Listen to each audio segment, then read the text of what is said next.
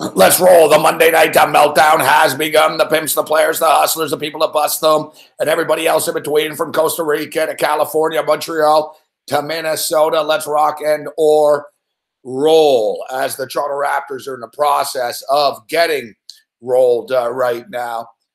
A 51-47 basketball game is turned into a laugher, or it's in the process of being turned into a laughter.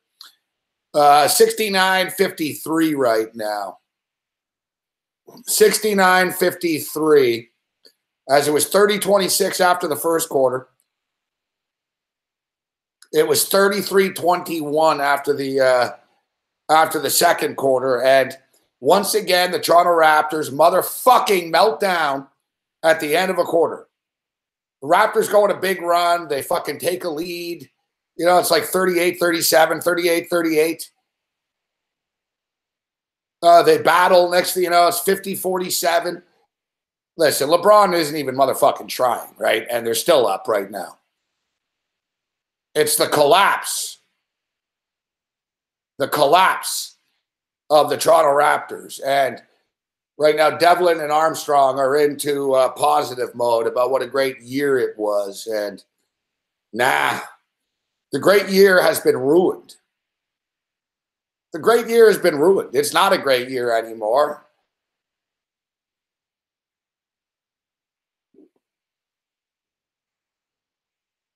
You know, I saw Austin Matthews tweeted out to the fans yesterday, you know, thanks for a great season. It's a great season. You got bounced in the first round of the fucking playoffs. Like all this great season, this, great season, that. It's not a great season. Like losing to the Cavs is one thing, but getting swept is an embarrassment. And there really is no disputing, debating, talking about.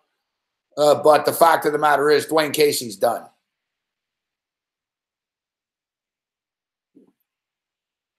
Dwayne Casey is motherfucking done. Now, we've talked too much about this team over the last week or so already, so I don't want to really, you know, dig down deep and this and that and everything else, but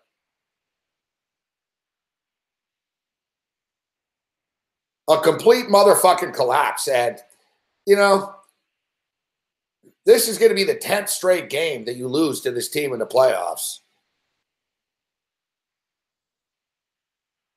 You know, DeMar DeRozan said last week that we're going to find out what this team is made of, and we found out, man. This team is fucking clueless.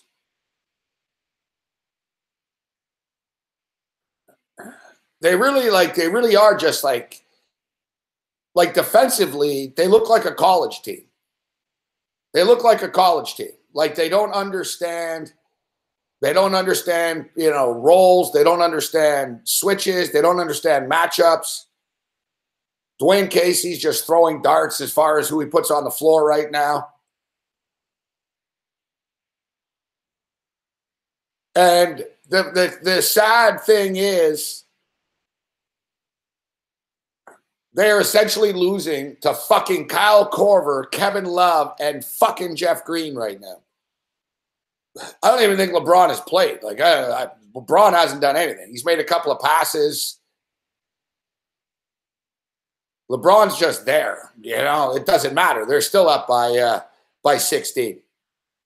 But for the love of motherfucking God, you guys had 47 points like 20 minutes ago.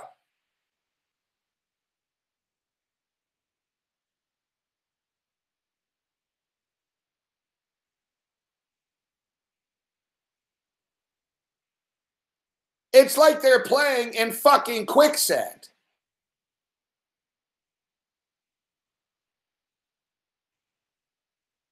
At some point, I'm going to have to change the channel.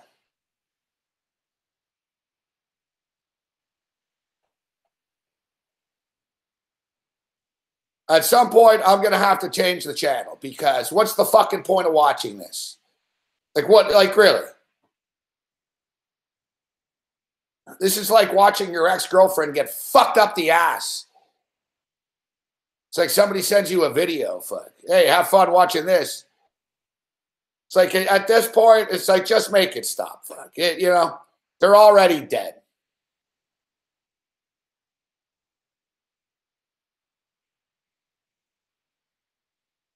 I guess I'm a fucking masochist.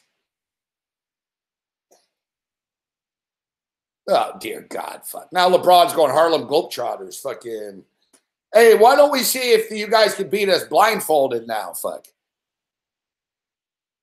This is a fucking embarrassment, man. It never ends. It never ends.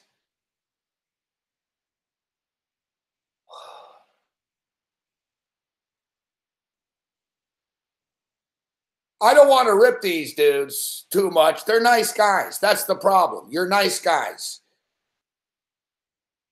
We can't even say you're the Washington Capitals of the fucking NBA because the Washington Capitals just won, as I told you they would.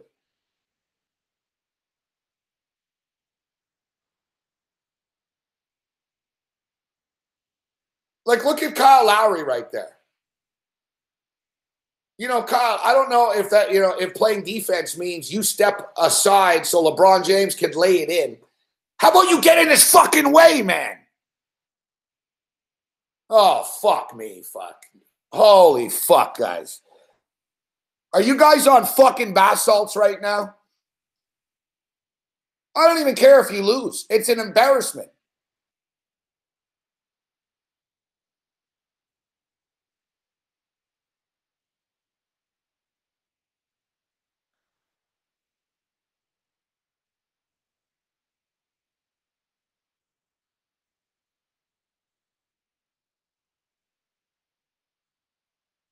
You know, I didn't mind. Like, I knew the Cavaliers series would be tough. Yeah, settle down, Bruce. I'm talking about from a fan perspective, but good job being a dickhead early in the night, Bruce. I thought you dropped being a fucking idiot, but I guess it's back. The thing that's fucking annoying is the way they lose. It's the way they lose.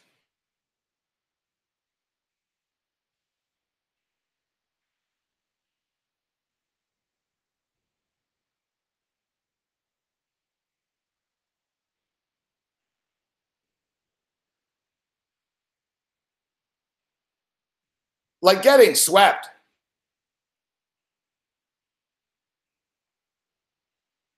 Getting swept is just an embarrassment.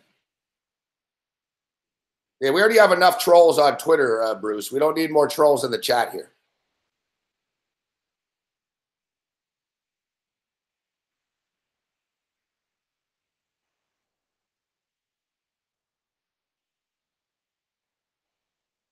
That's the thing, Derek Edwardson. That's the thing. If they lose, they lose. You know, they lose. I knew this series wasn't going to be easy. And, you know, obviously, you know, it's LeBron James, and we knew it was an uphill climb, but the fucking Pacers took these guys 7 fucking games. Like, you know, we're the 1 seed. Like, this, it really is pathetic. Like, you know, people talked about, like, being, oh, the Raptors are the worst 1 seed ever. They're not the worst 1 seed ever because they didn't lose in the first round, but I don't know how many 1 seeds have been swept in the second round.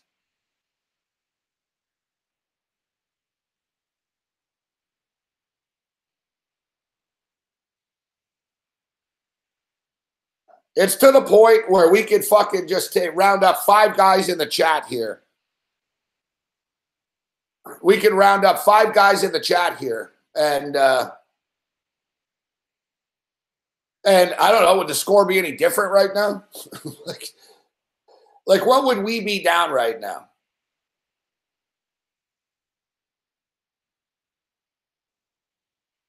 Like, what would we be down? If it was me, Big Will, Carlos, Jack Hargraves, and Amar. Whatever, fuck. We'd be down 44 or something. So what? What's the difference? 44-23? Like, what fucking difference does it make? That Bruce Chad could be our fucking coach since he's the big expert. And Brian Rowe.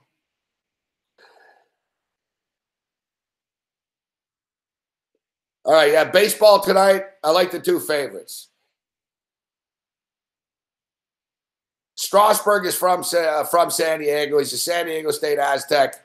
He lights these guys up. San Diego suck. It's minus 170.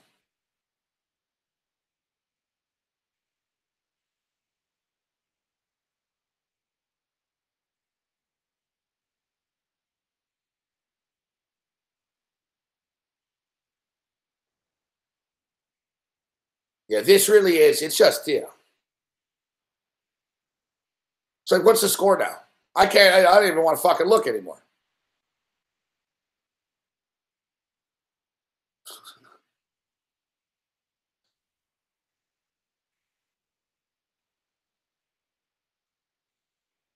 Holy motherfuck.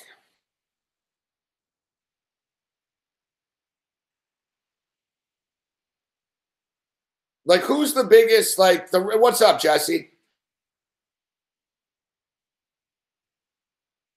Yeah, the Raptors we could have a fucking 35-point teaser with the Raptors and lose.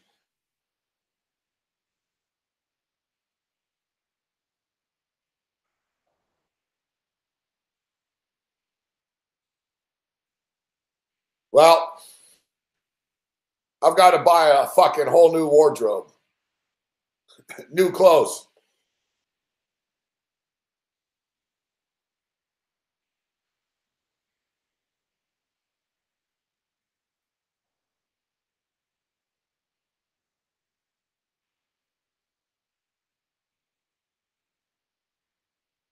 The Blue Jays are terrible.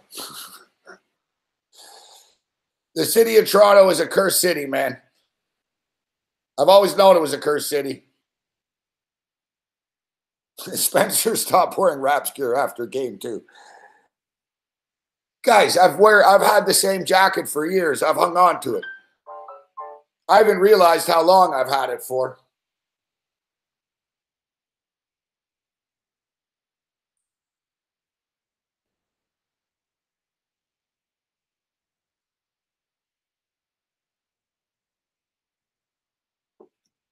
I had it when I was living in Vegas.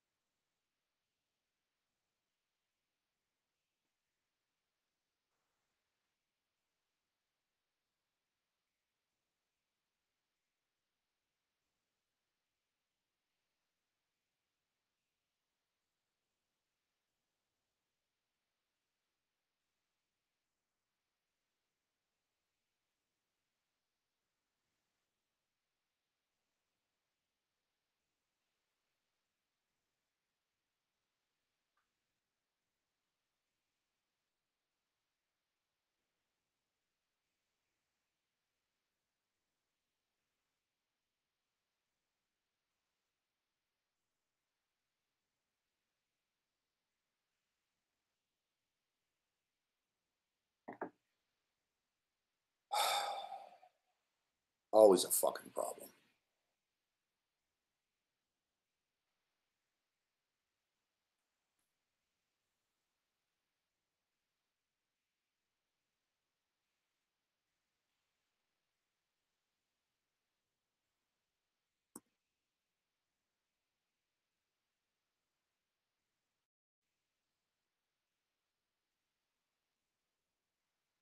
$85.64 right now.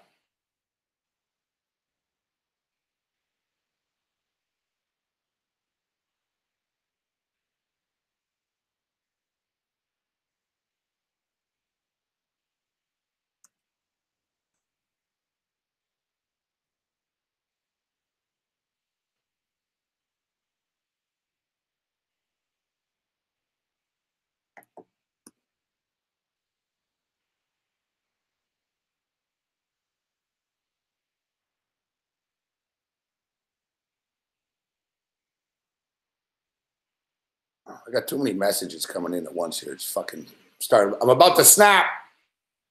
Of course, it's 2-0 Astros. We told you, Astros and Nationals.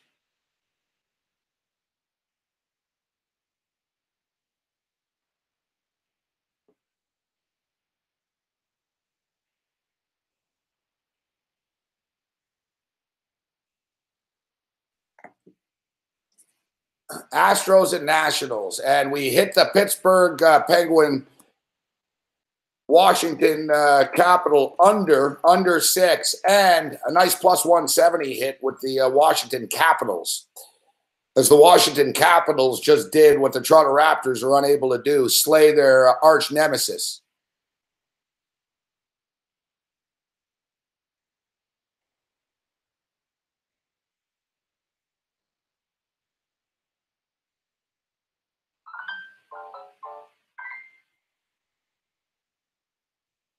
Two years in a row, the Pittsburgh Penguins beat these guys.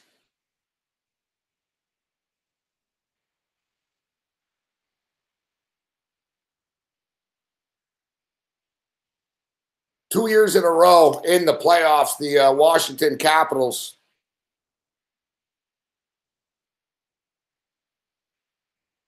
have been eliminated, and numerous other times as well. You can tell there's something different about this Capital team. A lot of correlations between the Capital team and this Raptor team, except the Capitals evidently have more heart. So congratulations, Toronto. A bunch of fucking Swedish dudes have more heart than you. Kuznetsov and Backstrom fucking can dig down deep. Like, you guys really are just a bunch of fucking pussies, man. Like, you really are.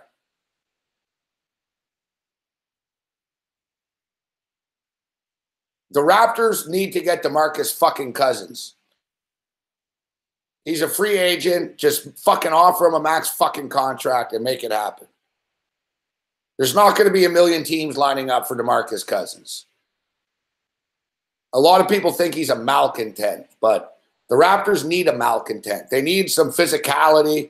They need to stop getting bitch slapped in the fucking paint.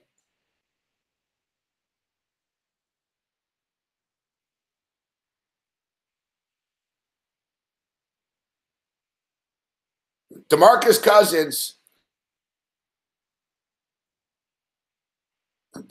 Cousins is unrestricted free agent too.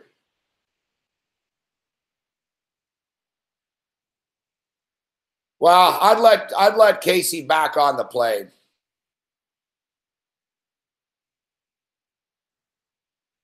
What's up, Kobe Valentine?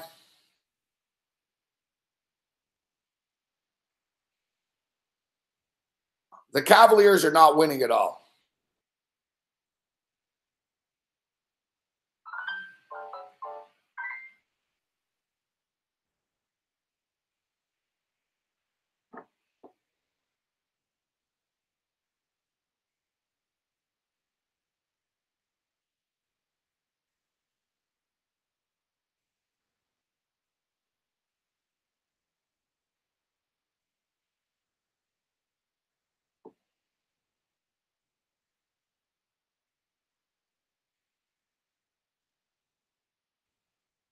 No, you look at the yeah, there's no way the Cavaliers aren't winning at all. Fuck. The Cavaliers would be lucky to beat the Boston Celtics.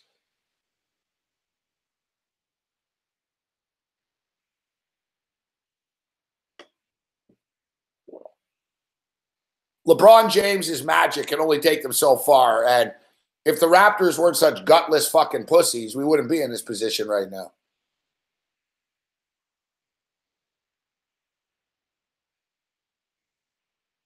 Dwayne Casey looks like I feel right now.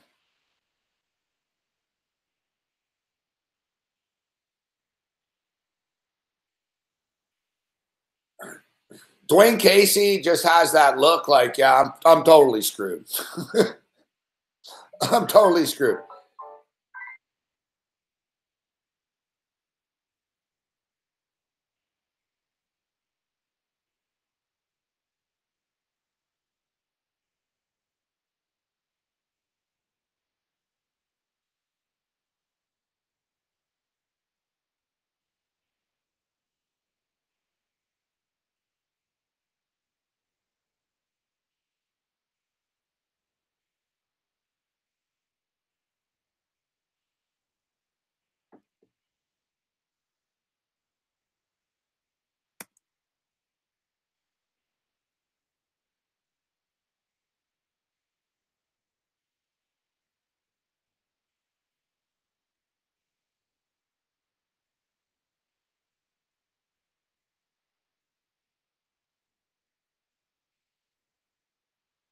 All right, my apologies. We keep getting text here. I'm trying to get a guest on here, but it's proven to be a little bit too difficult. Yeah, I try.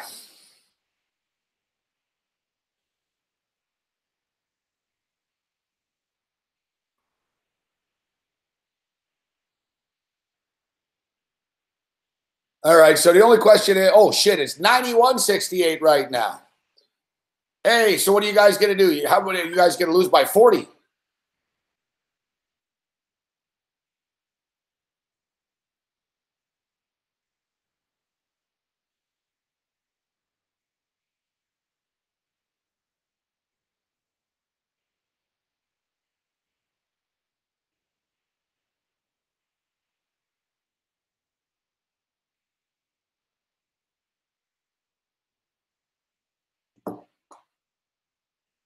Like how many points are they going to try to lose by here? 91-69.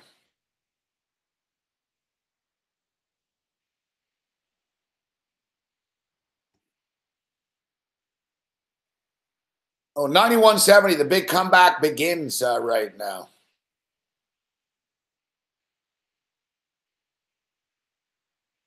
It's amazing how like they could just motherfucking fall apart like this. Like, you know, the entire season can just unravel in a span of fucking 5 days like this. Look at JV. Are you kidding me, JV?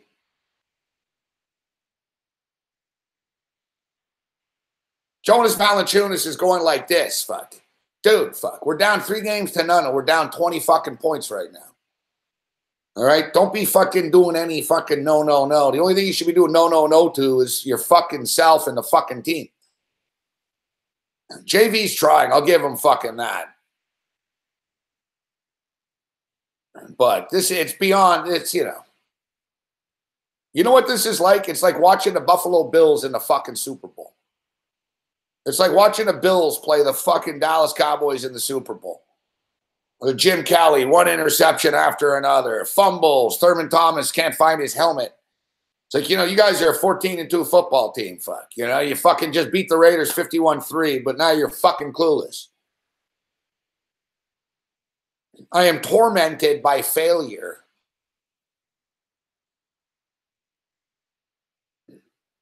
I've invested a lot in this team from a fan perspective and believed in them. You know why? Actually, because a lot of teams, a lot of athletes, and a lot of teams are just dickheads. Whatever. There's a lot of dickheads in society now. So, but you know, for the most part, pro athletes are kind of fucking douchebags.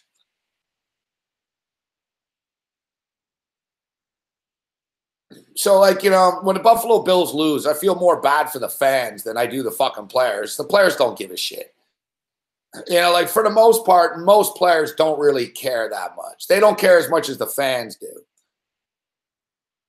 So I'm not like a massive fan of like a ton of teams. Like, I'm a fan, but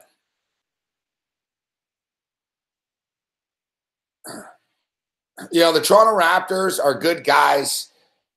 You know, I've lived in the city that they play in. I've watched their growth from being, you know, a franchise, an expansion team to now. And I got to tell you, fuck. You look at the Las Vegas Golden Knights.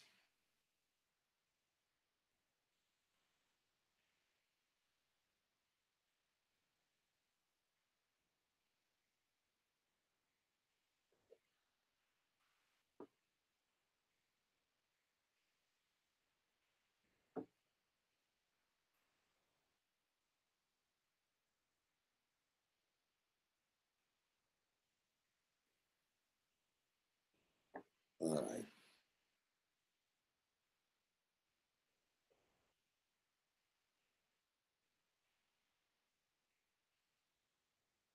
I can't exchange a million texts here.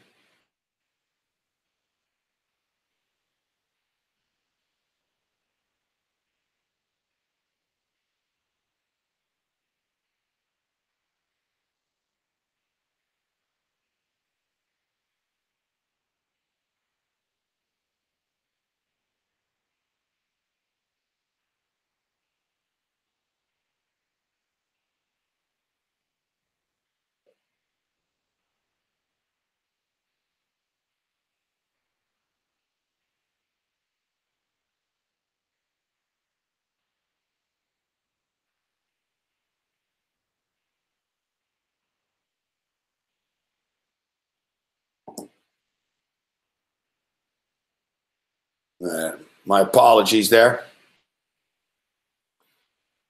All right, so I guess you know what? I think I'm going to move over to the hockey game here in a second. What's 97-72 right now? Guys, it was 51-47. What's the math from that? 46-25. The Raptors have been outscored 46-25 since like the 3-minute mark of the fucking second quarter.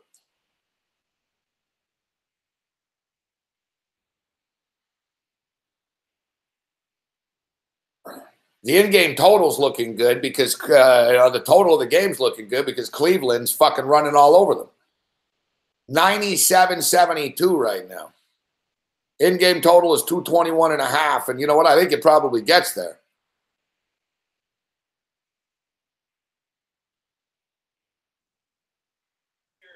Season, and he come back like a good guy, and he's ready. Now they're going to go on, and it is hard to get beer. Yeah, we're gonna have to tune into the hockey game here in a second. Gabe, can you hear me? I don't like bailing though. We're going to go to. We have to listen. Okay, now listen. Gabe, I'm a fan of the team. I'm a fan of the team. Holy fuck, bookmaker! Why do you fucking do this, man? God, it's frustrating. Fuck. Bookmaker's a good book, but their live in-game betting is to the point where it's just I want to fucking smash my computer. Fuck.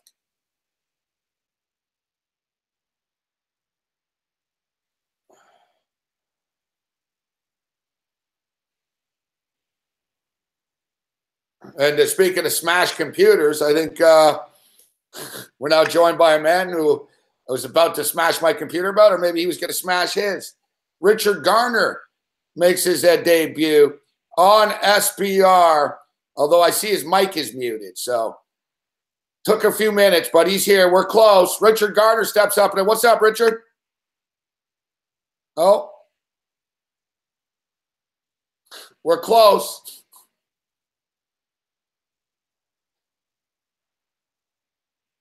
Mike is muted. okay, how about now? There you go. Ay, man. I'm going to tell you, Richard, for a guy to run a television network, technological skills would be a little bit better.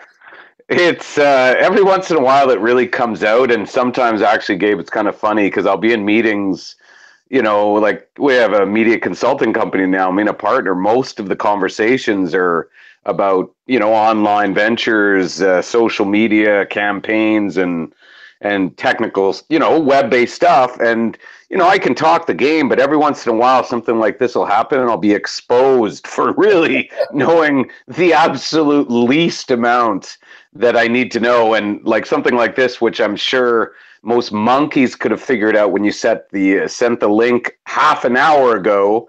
And actually, I never figured it out on my computer, Gabe. I had to switch over to the phone. Finally worked. Probably more complicated, to be honest, on the phone somehow. You know, it's sort of hit or miss.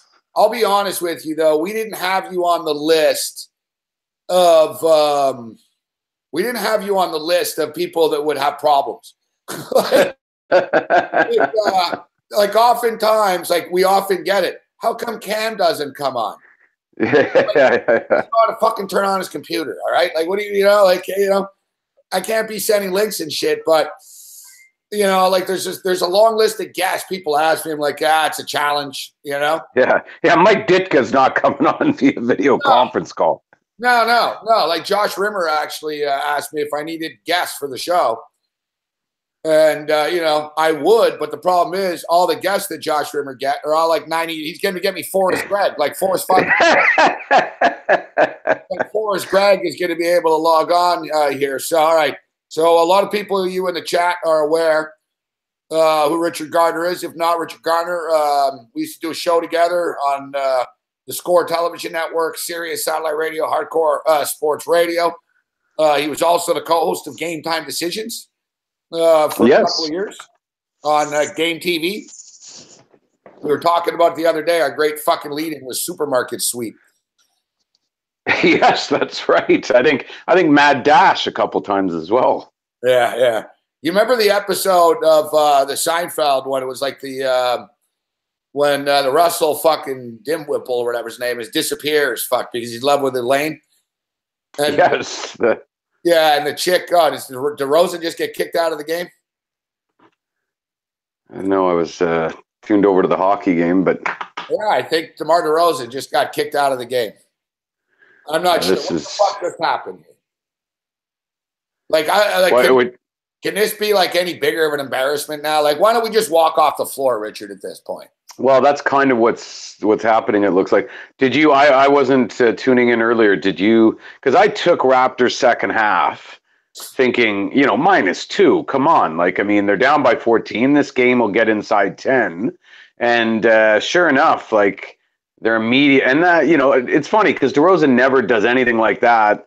And if you're gonna do something like that, why don't you do it in game 1 or 2?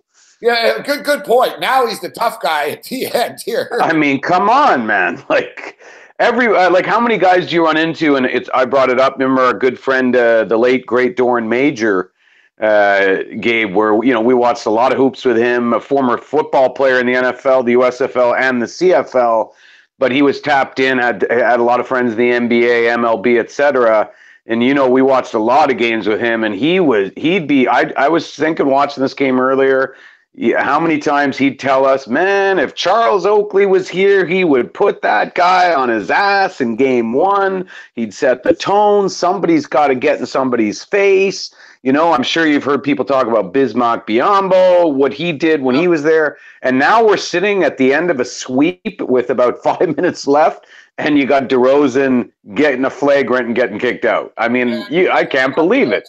Not to mention JV just blocked the shot and did the Mutombo no. Fuck. I just watched what you just watched, and what I just said in my head was, oh, they must be showing a replay from earlier in the game because there's no way JV just did that to a guy down 28. Yeah, he did that replay. That replay they just showed from about 3 minutes ago. Fuck. That is just. Like I said to Dwayne Casey looks like I feel right now. Like, the feeling at the end of a Sunday betting on football? Yeah. Oh, I know that feeling. Yeah. You're like, oh shit, I just went fucking 0-8 type shit. I don't know what just happened, or oh fuck, I owe a bookie fucking $4,000. And Dwayne Casey has that look like he's not even looking at the floor right now. No, like, he's not thinking about the game. He's just there in body. You know what I'm saying? Like, yeah, absolutely.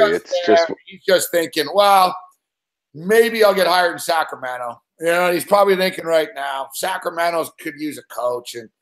But Gabe, I just had this conversation with somebody too. So let's go through this for a sec here. Okay, last year, a year ago, this exact moment, Raptors get swept by Cleveland.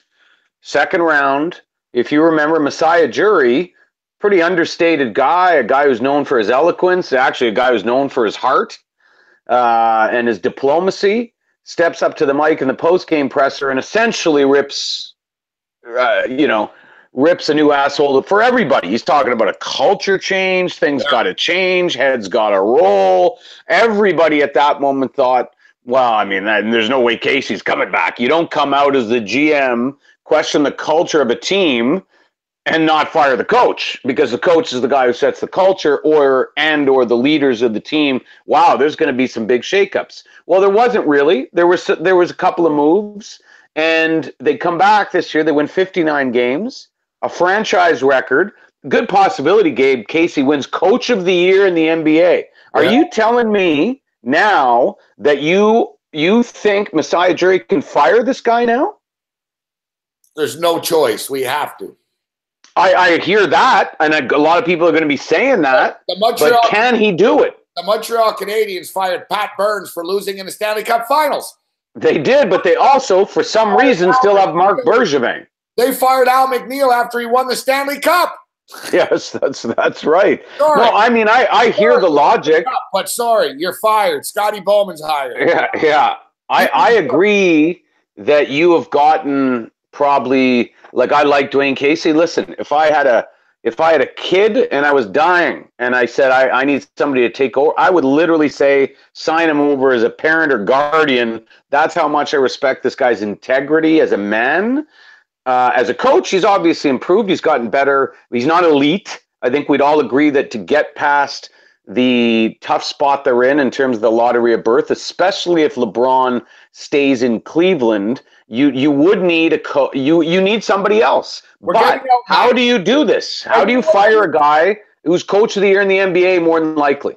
Yeah, I know. And you know the thing is, like you say, he's not a bad coach, but Cam had a good point today, and he said he's on tilt right now. Yeah, he's on tilt. Whatever he does is wrong. It's not his fault that the shots aren't going in, but whatever, it's his team. His rotations are fucked. And let's be real here. It's not like fucking Tyrone Lue is John fucking Wooden. No, he is not. Like, he's getting out matchup and shit. It's not just LeBron. Like, he's getting outmatched. I mean, you know, you look at the job that Brad Stevens is doing. If you're serious about winning, you take it to the next level. We'll see. Yeah. DeMarcus Cousins. DeMarcus Cousins is a free agent, and he's an unrestricted free agent. And he he was here for the All-Star game, and he went out and got wasted with Kadri. Fuck. Of course, really? Yeah. Really? Yeah. Have you ever seen Kadri up close, Gabe? Yeah, small dude. I mean, he's a super small dude. If he's out at a bar with Boogie Cousins, people would have thought that Boogie Cousins was out doing the Big Brother program charity, and this guy, I mean, honestly, Kadri's about $1.60. Boogie had all kinds. He's got all kinds of pictures with Leaf fucking jerseys on and shit. Oh, really? I didn't know that. That's fantastic. The thing with Cousins is he's one of these guys that not everybody's going to offer a contract to. You know what I mean? Yeah. Like certain teams, like the Cleveland Cavaliers aren't offering him a deal. Mm-hmm. You know, like a lot of coaches will be like, fuck no, man. Don't bring this guy in. He's fucking nuts, right? Yeah. But the Raptors need a little toughness, man. They do. Fucking nuts right now. Well, I mean, sign me up right now if that's even a possibility. I mean, yeah, there's absolutely. Look what I mean. It's interesting because when he went to New Orleans, this Twin Towers thing that's really not necessarily consistent with today's NBA. Worked. It didn't. It was good enough. But you're looking at New Orleans with Anthony Davis as the main cog, with Rondo now finding a resurgence in his game. Do you really need to bring in another guy that's a max cap guy, like whatever, or do you just go forward with New Orleans, keep adding pieces? He's done in New Orleans. Like they're not. There's no way they're going to pay him because it's a max deal too, right? Yeah. Oh, I love it, Gabe. Listen, I never even thought of it. Now you got me. That's tantalizing because not only is he an elite NBA player, to your point about the attitude. That's the type of guy you need here. You need somebody that's going to come in because, I mean, with all due respect, and I don't want to jump on the, kick people while they're down. It's been said before. Listen, I'll be the first to say I said 5 years ago DeRozan wasn't going to be an elite NBA player. I was wrong about that. He's an elite NBA player, obviously starting the All-Star game. There's something to be said, though, about a champion, right? Is DeMar, though? I guess he's a star, but is he a champion, Gabe? You know who he is? Exactly. And I hate to say it because I like the guy. I love the guy personally. I think he's a great guy, but he's fucking Kemba Walker. He's Beal. He's Kemba Walker. He's Bradley Beal. He's Damian Lillard. Great players. A little bit more flashier, but essentially just one of those guys. And I'm very hard on the Raptors. I melted down the other day. Fucking. I was at the game. It was tough. But the thing is, all those other guys, Kemba Walker didn't make the playoffs. Damian Lillard got swept in the first round, right? We're very hard on this team. But another thing is, too, no other team, because everyone's going to laugh at the Raptors. Oh, it's 3 fucking years in a row you lost to the same team in the Cavaliers. LeBron owns you, LeBronto. Yeah, show me who else beat LeBron James in the fucking East in the last 8 years. Nobody, because he's been in the fucking 7 straight fucking finals. Yeah. No, I mean, it's called the lottery of birth, Gabe. We've discussed it before. Ask John Stockton and ask Karl Malone what it's like. Ask Charles Barkley what it's like. Ask guys that were just born at the wrong time. Look at the Houston Rockets. They were a fucking great team. Michael Jordan goes play baseball for fucking 2 years, and the Rockets they win 2 titles. It's interesting, Gabe. We're sitting here tonight talking, right?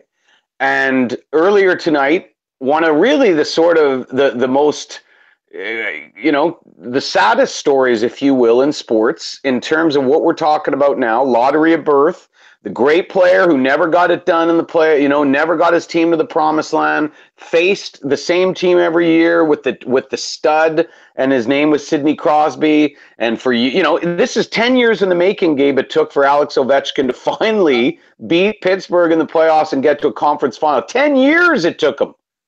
And so, sometimes you're just born at the wrong time. It's not like he didn't perform well. It's not like he didn't put up numbers. They went through 3 different coaches, a bunch of different cats. Now they finally get there. Sometimes you're born at the wrong time. And anybody that's not now, and I mean, I saw this on, social media. And of course, you have these people that no matter what, like literally LeBron James could score 160 points in a game and leave the arena by via rockets developing in his feet and shooting out the roof. And there'd still be people that are going to say, yeah, but Jordan was better. And because there's people that'll never get off that. I'm of that era. I watched this guy play. I fully appreciate what Michael Jordan is, and all this bullshit like, oh, he was so tough, he didn't whine. Are you fucking joking, man? Did you watch the Bulls? If you say Michael Jordan didn't bitch at the refs, you didn't watch the Bulls. Full stop. But of course he's an incredible player, but the numbers, and you and I talked about this before, they shifted in the Golden State series with the comeback, the 3-1 down. If I remember correctly, Love isn't even playing in the series, and LeBron leads the series in points, rebounds, assists, steals, and blocks. Gabe, you will live to be 1,000. You will never ever see anybody with that stat line in a series, especially in a series where they came back from down 3-1 against arguably one of the better teams with probably 3 Hall of Famers in that lineup. And now we're seeing, even with that happening, it's possible that the LeBron we're watching now playing against the Raptors here is playing the best basketball of his life. And that's what a lot of the experts are saying. So at this point, when do you just throw it down and say, okay, this is the best of all time. We've got 179 people in a chat right now alone. And, things have gotten hostile in the last week or so when this has come up. And it's come up and it turns into, it's like bringing Trump up. Fuck. Yeah, it's incredible. I want to get your take on that, but we'll do it delicately. Yeah, probably a good idea. Yeah, there's a wide range of people listening here. So, and more Trump fans than not. But, but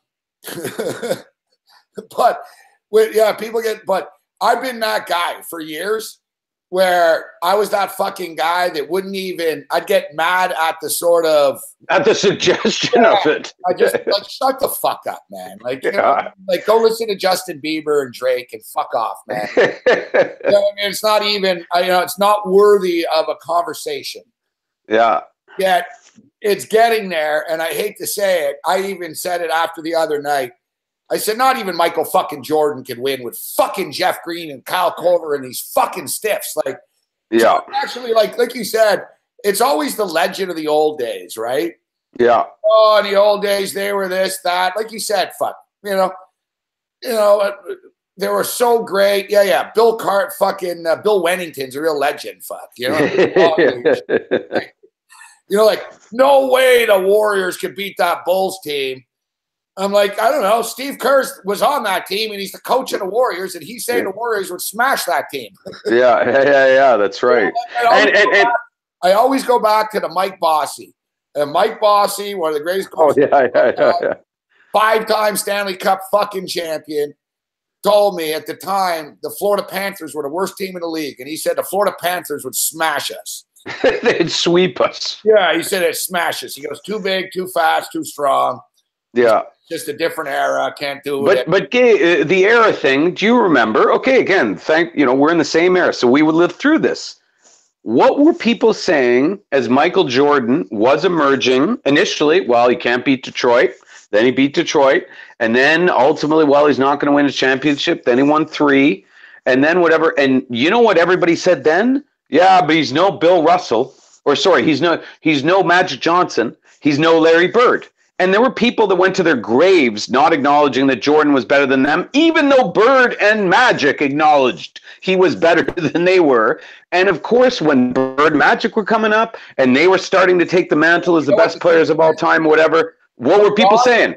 There are no Bill Russells. There are no Wilt Chamberlains. But it's just the way it goes, Gabe. Michael Jordan will never say that. No, he won't. He will never say it. He won't. He's not that guy to say, "Oh yeah, you know what? I got to say that this guy, he's unbelievable. He's 6'9". He can do everything. I can't even do all that thing he did." You're not getting it. Jordan. Jordan will go to his grave. No doubt. I guarantee you, this is bothering Michael Jordan as much as bothering me as a Raptor fan. I guarantee you, Jordan is bothered thinking somebody fucking beat this guy. Fuck. I agree wholeheartedly. You know what it reminded me of when you said that? And we talked about this before. Remember the old 72 Dolphins when they popped the champagne when the last undefeated team would lose? I guarantee you Jordan's sitting at home with a bottle of champagne just waiting, hoping Golden State or somebody beats. Or obviously in this case, if it ends up being Boston and Cleveland, and again, you mentioned Brad Stevens earlier, and if we get through this conversation without acknowledging it, would be a crime. I said to a buddy of mine yesterday, who was a big Celtics fan, if somebody came up to you right now and said, you know what, we're putting Brad Stevens in the Hall of Fame right now, I'd be like, you know what, I don't have a problem with it.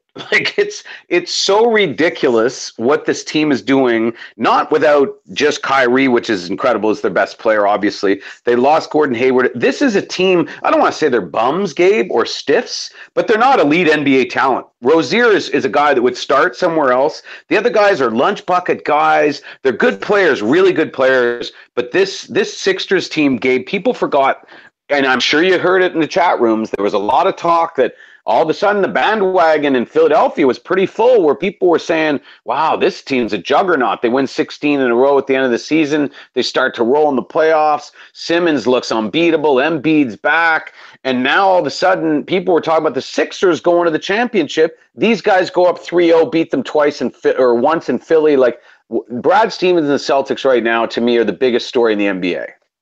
Yeah, I saw somebody tweet the other day asking if they think that Brad Stevens could take a G League, D League team and make the playoffs. And, it's scary. Listen, Jaylen Brown's awesome. Jason Tatum, it goes to as well.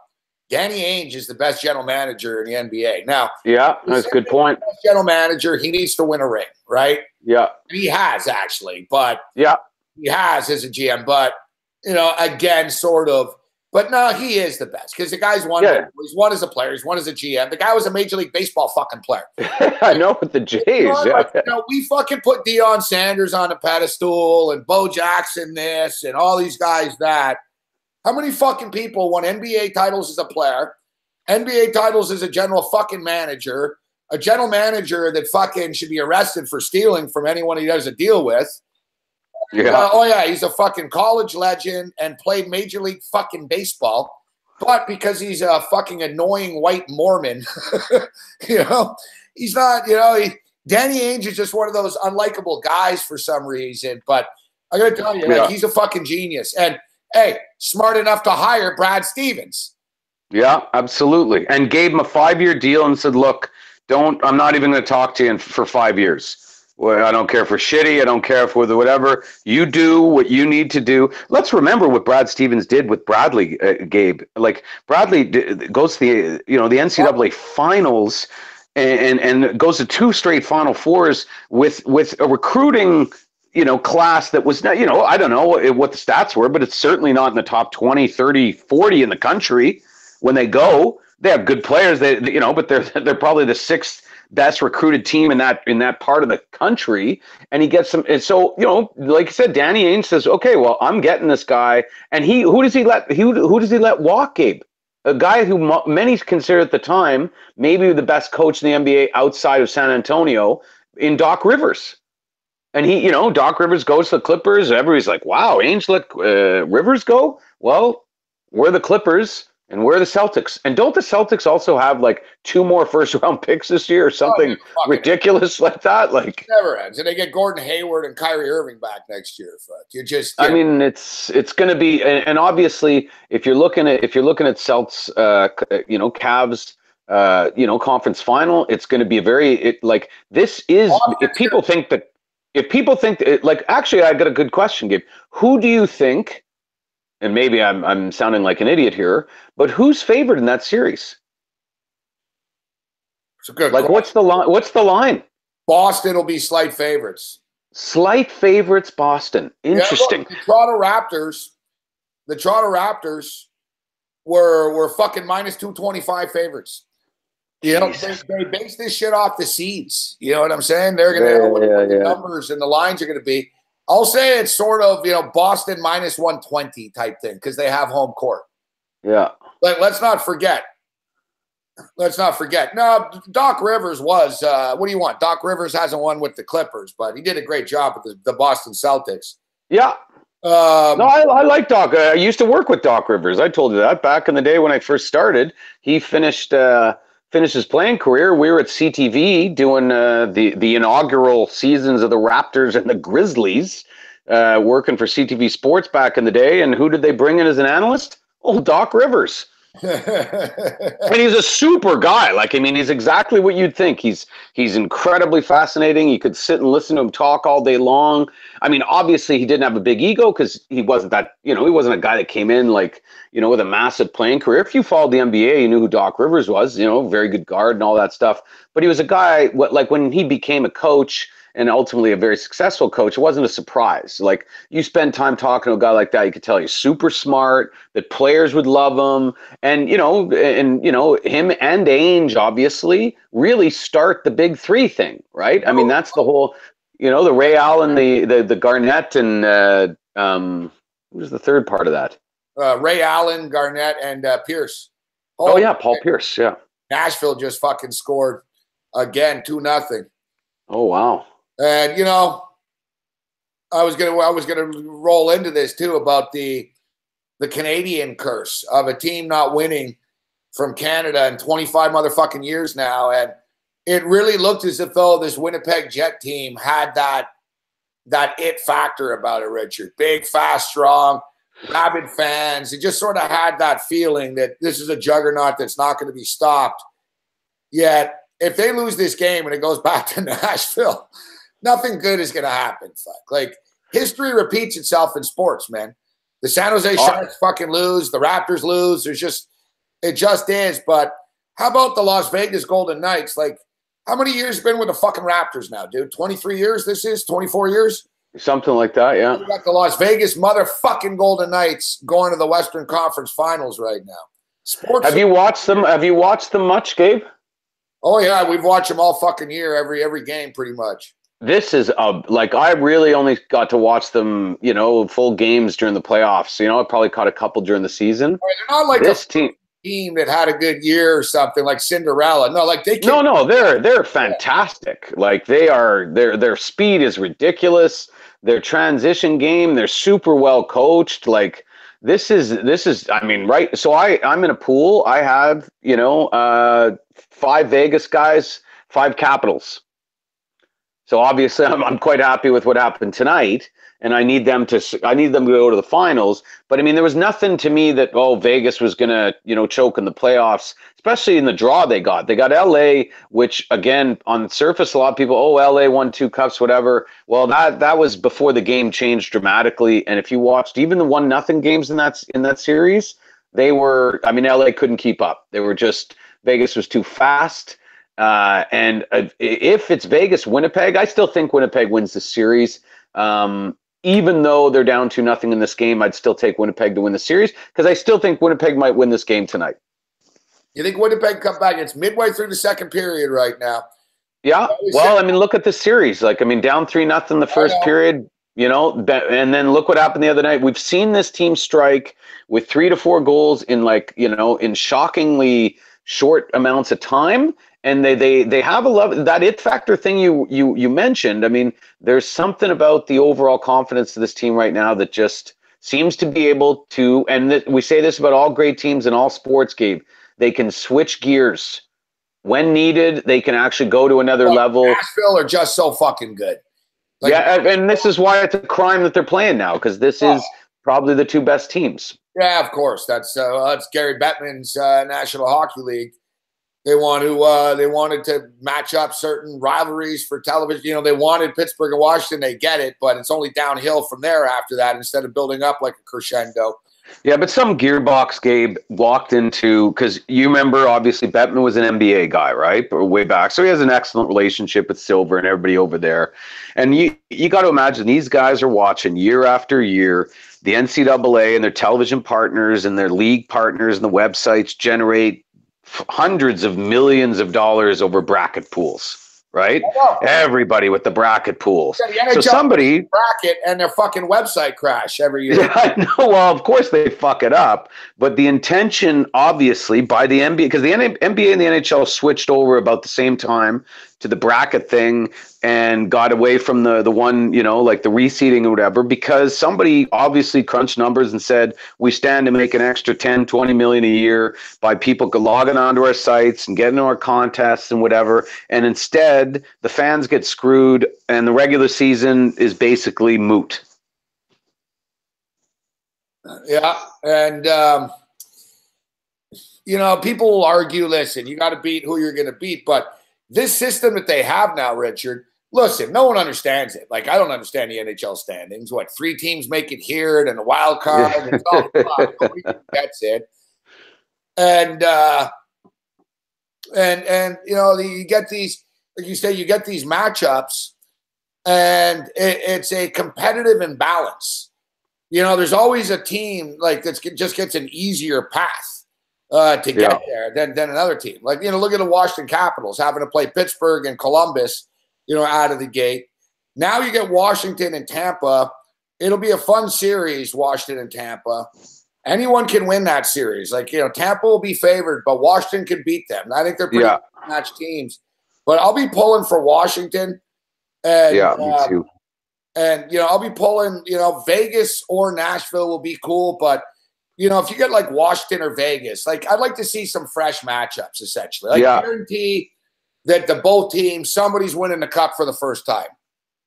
Yeah, I would agree with that, and that's why, I mean, from a quality of hockey, like seeing Winnipeg versus Vegas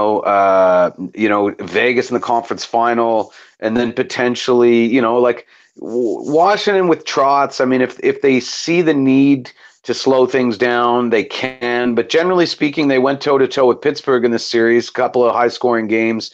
And Tampa also, I always thought that once the playoffs came around, they'd start to get to, you know, tighter checking and use their speed for defensive purposes. And in fact, many games, again, they put 3 or 4 goals up. The quality of hockey, and this is one of the things that tells you the story, Gabe, because if you're not a bettor, you wouldn't know this. But you know this as well as anybody, as I'm sure most people in the chat room that bet hockey. The over-unders in hockey all year, really, but especially in the playoffs, I mean, generally speaking, once the first round, you'll see some 5.5s back in the day.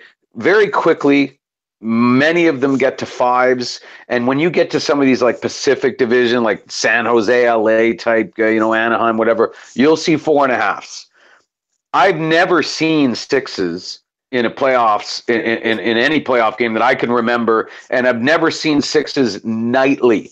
And we've seen more 4-3, 5-4 games. Have you in your like? And yeah, you're gonna get the well, I liked it back in the day when people like, just honestly get out of your own ass if you're saying that you're watching this hockey right now and not seeing a level of quality that I've never seen. I've never seen the level of speed, quality, shots, goaltending, and it's you know, and obviously there's more goals, and that's being reflected by the number, by the totals.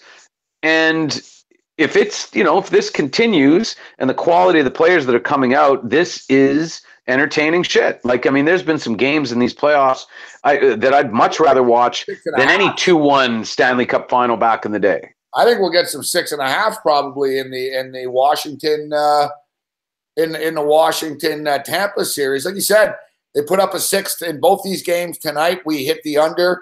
I didn't take the under in this one because this Nashville one's been unpredictable, but hockey totals have been pretty unpredictable, and there hasn't been like a consistent theme, really. You know what I mean? Where they're always going under or it's always going over.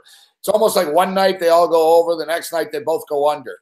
And we talked about the NBA. I wish I would have had the guts to pull the trigger, but I mean, I think you posted something the other day, or Ian Cameron did or something, but aren't the NBA totals like 70-75% to the under? Oh, yeah. This Raptor game made it to the over. They're at 219.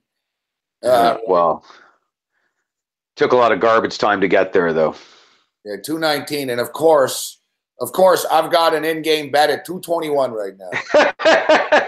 And they're dribbling it out here. Okay, well, let's see a classic. Oh, there you go, Gabe. You get 221. All right, we were at the push. Hey, Raptors, you better shoot the fucking ball here, all right? Oh, no, don't tell me. Like, why wouldn't you, though? You're losing the series. You're going to get swept. The least you can do is fucking shoot. Now they're hugging instead of shooting, Gabe. Casey's like a guy walking into court right now, and he's never leaving. Yeah. Like, I'm really interested to see this post stuff because, honestly, Gabe, it's rare you get anything real. But you're right. You look at this guy right now, and he's very measured, and he's very aware and conscious when he speaks. But this is a guy that I don't know how he goes out and puts any positive spin on this, unless he just goes out and says, "Look, we ran into the best player in the world, and that's it."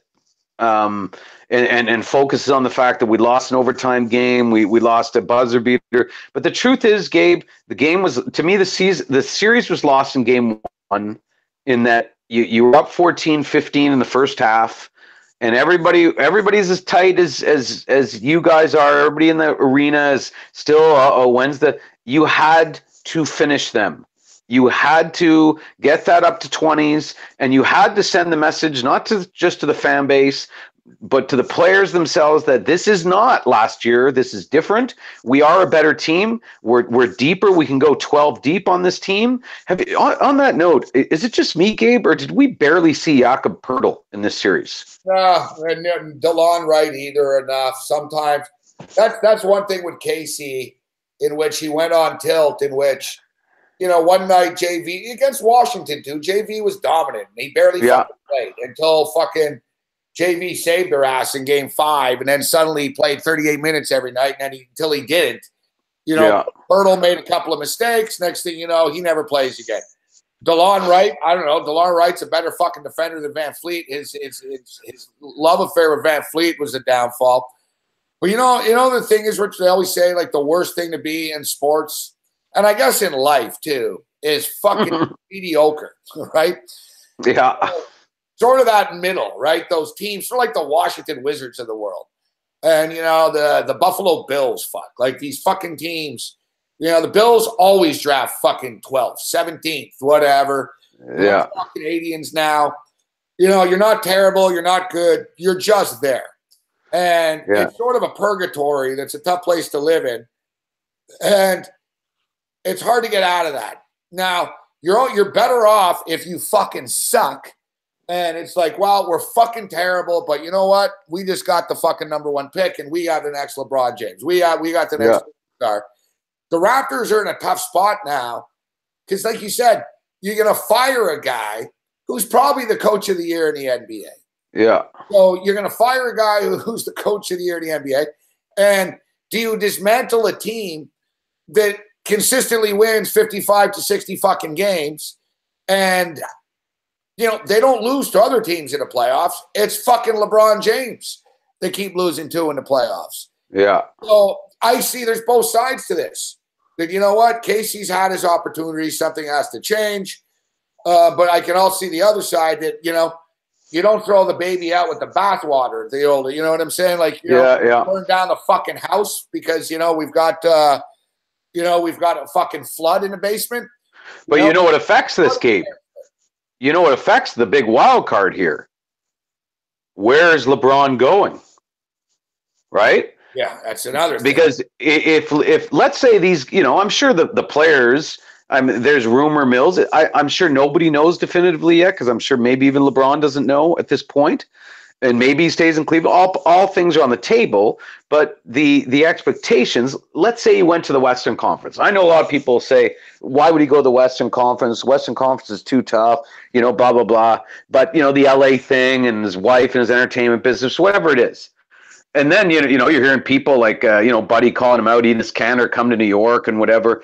And strategically, if you're thinking like LeBron, you're thinking, okay, what in that pursuit to be the GOAT and to be better than Jordan, I'm probably not going to be able to get there with 7 NBA titles. I have to accept that I'm probably not going to get there. I'm going to have to get there based on the body of work of going to 7, 8, 9 finals in a row, winning 3 to 4 championships, but doing it on 2 different teams, etc. If he added a third team, like I was thinking, imagine he did say, you know what I'm going to do for my swan song?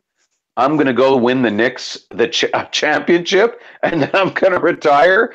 I mean, that would be – but what I'm saying here is every other team now has to wait to decide, because to your point, if LeBron goes to the Lakers, I'd say the Raptors are in pretty good shape, right? I mean, obviously you're going to have to deal with the Celtics, but you're going to probably move forward with the team you have here. If and maybe you add a Boogie Cousins, or maybe it is – if LeBron's like, yeah, I'm staying in Cleveland for another 5 years – well, I don't want to show up with the same, DeRozan, Lowry combo and then just close my eyes and hope it happens. The thing is, too, exactly. Anunoby's a good player. He had their young players look really good, Gabe. Yeah, so they have a solid foundation, but they're obviously a star player short. DeRozan, and Lowry are good, but they're not good enough to fucking get you to the NBA Finals, evidently, right? Yeah. You need help. It's not that there's anything wrong with it. I mean, look, the Golden State Warriors fucking set the NBA record for most wins, and then they signed Kevin Durant. Yeah, exactly. Yeah. That's why, like, a lot of people will be like, well, Cousins is, you're going to bring in another star. Like, yes, we're bringing in another star. That's the point of this, right? And Kyle's not getting any younger right now. And you got Jerry Stackhouse, who keeps being very successful with the G League team, the 905s. Casey's done. There's no other way around it. And then the other question is, do you pull the trigger? Listen, Kristaps Porzingis is probably going to get dealt from New York. And Porzingis is a type of player that Majiri would like. Would like to have in the fold here. You get rid of JV, you get Porzingis, you'd have to throw in something else, like maybe Rosen type shit, right? But that's what it's going to come to. It's up to him. He gets the big bucks, and everyone can blame Casey, but it's not his fault it's not Casey's fault Serge Ibaka doesn't give a shit, evidently. Yeah. And I don't know, man. I saw Serge Ibaka talking the other day how he wants to live in Toronto forever, and it's his favorite city, and he loves it. Maybe he's just soft. He doesn't care anymore. Well, the thing that pissed me off about Ibaka was that it's the old line from a guy named Dwayne Johnson, who used to be known as The Rock for some of the people that don't remember. But it's the old know your role, right? Know your role. And Serge Ibaka gained NBA prominence and got paid because he was shot blocking, defensive shot changer in the middle. As his game developed, he could step out, start to be able to shoot the three and whatever. But he was, when Durant and Harden and Westbrook were in OKC, he was an they were going to NBA Finals, and Ibaka was really contributing defensively. And then he comes, now he comes to Toronto, and he's, he sees himself as the third part of the big three. And that he's and you see often where you can tell the play wasn't drawn up for Ibaka, and he just gets the ball and he's going to decide. And and that's on Casey too, and maybe a jury or whatever it is. But if you said, look, Serge, this is what we want out of you. We want double doubles, and we want 3 blocks a game. And we want you to take pride in your defense. But unfortunately, he wasn't even the leading shot blocker on this team, Gabe. I know. They all fucking do this, It's the Chris Bosh syndrome. Yeah. Chris Bosh used to be good in the paint. He hit a couple of threes. Next thing you know, he stood around. He's Dirk Nowitzki all of a sudden. Same shit. Look at Joel Embiid. Joel Embiid's a fucking rookie who's a beast.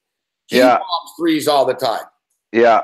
It's the modern NBA in which all these players think, well, the three-point line is short. I can hit this, no problem. I don't know. Why do I have this on still? Like, why am I watching the fucking replays? I don't know. No, I thought I changed it, but I did change it. But I changed it to another channel that still had the goddamn replay going. Holy fuck, that was tough to watch, man. Yeah, it certainly was. Did this like Richard to be a fucking Toronto sports fan? Like I've lived here a long time, with the exception of going to Vegas there for a few years there. So whatever, 15 years here in Toronto. I never felt the pain. You know what I mean?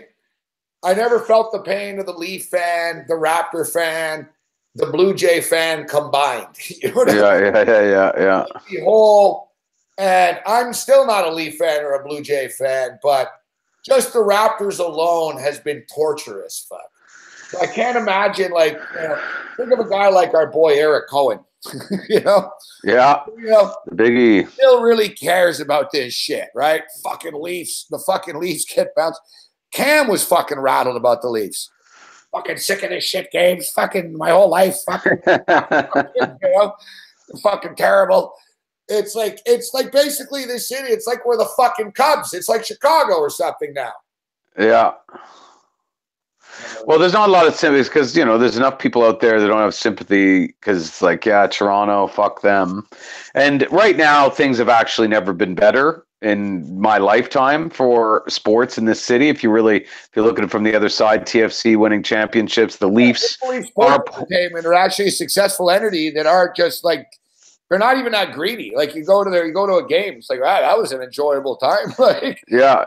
Tim Lewicki deserves a lot of credit for that. Like he did, he brought Shanahan in and whatever. I mean, I don't know. Some people were talking when they lost to Boston, they really missed one of their window is closing.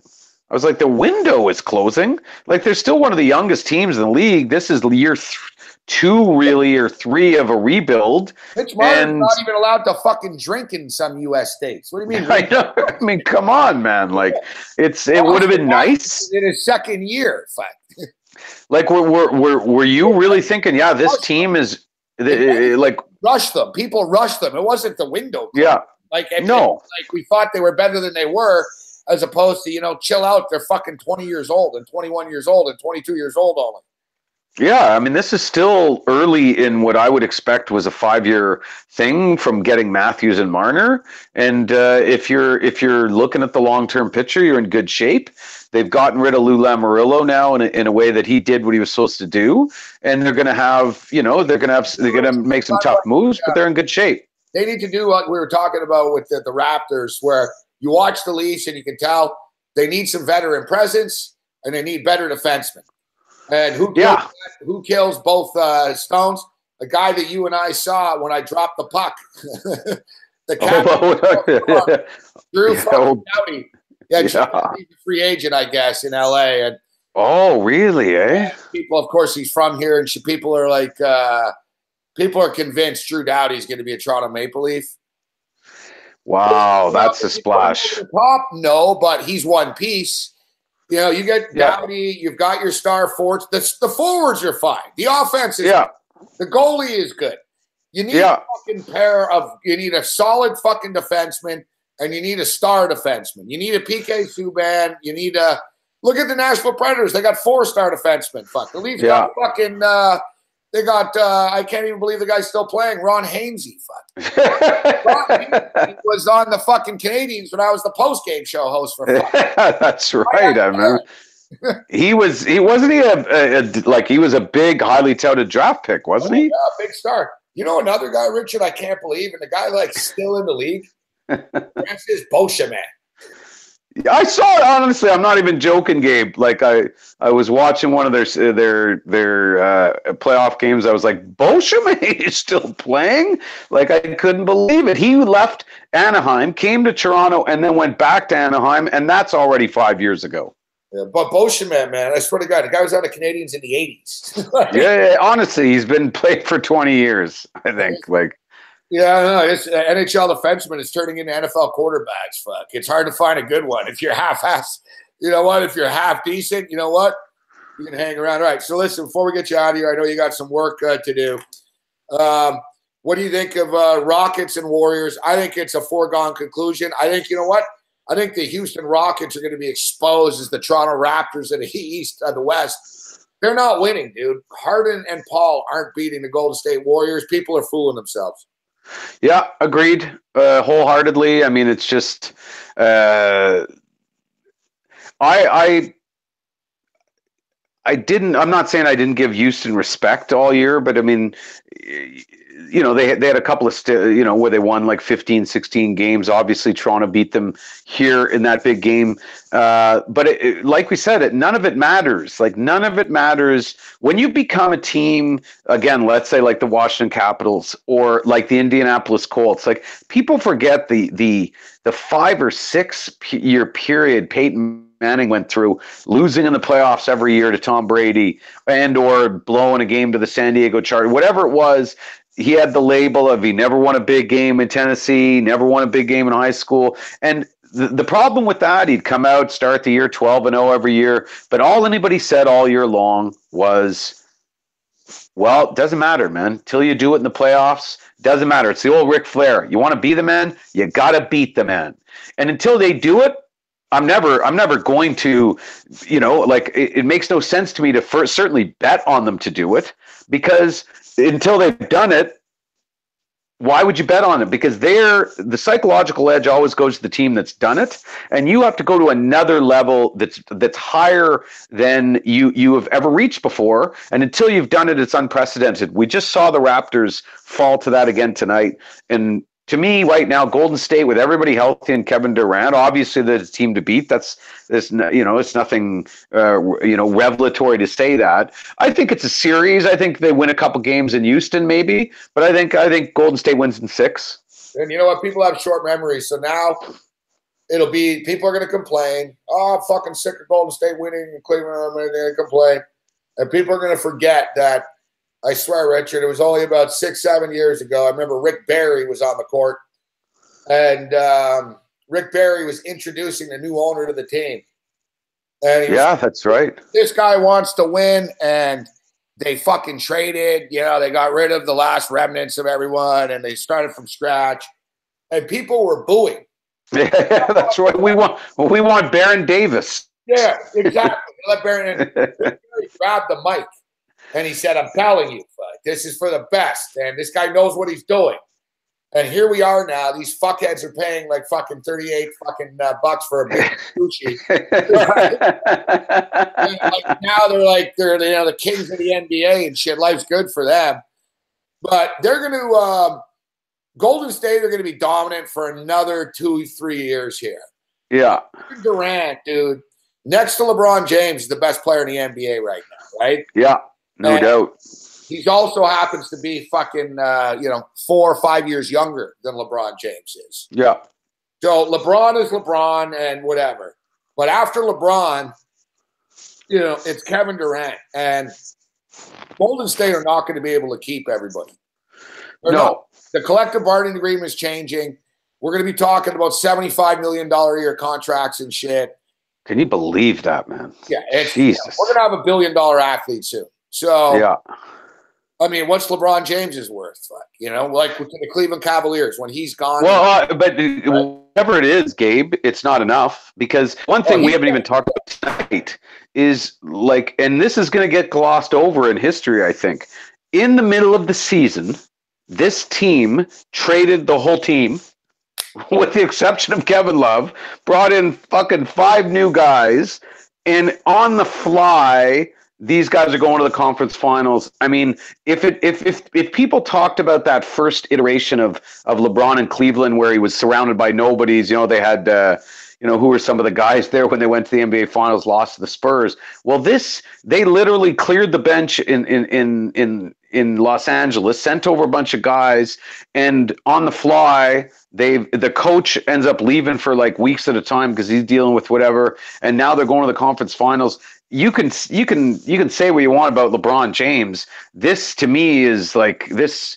I don't know how you don't pay this guy $100 million a year. He is the franchise. He's not a franchise player. He's the franchise.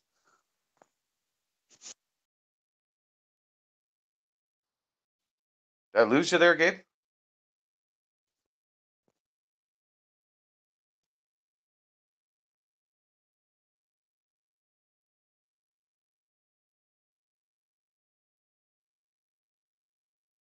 Doesn't punch people in the face off fucking Google Hangouts.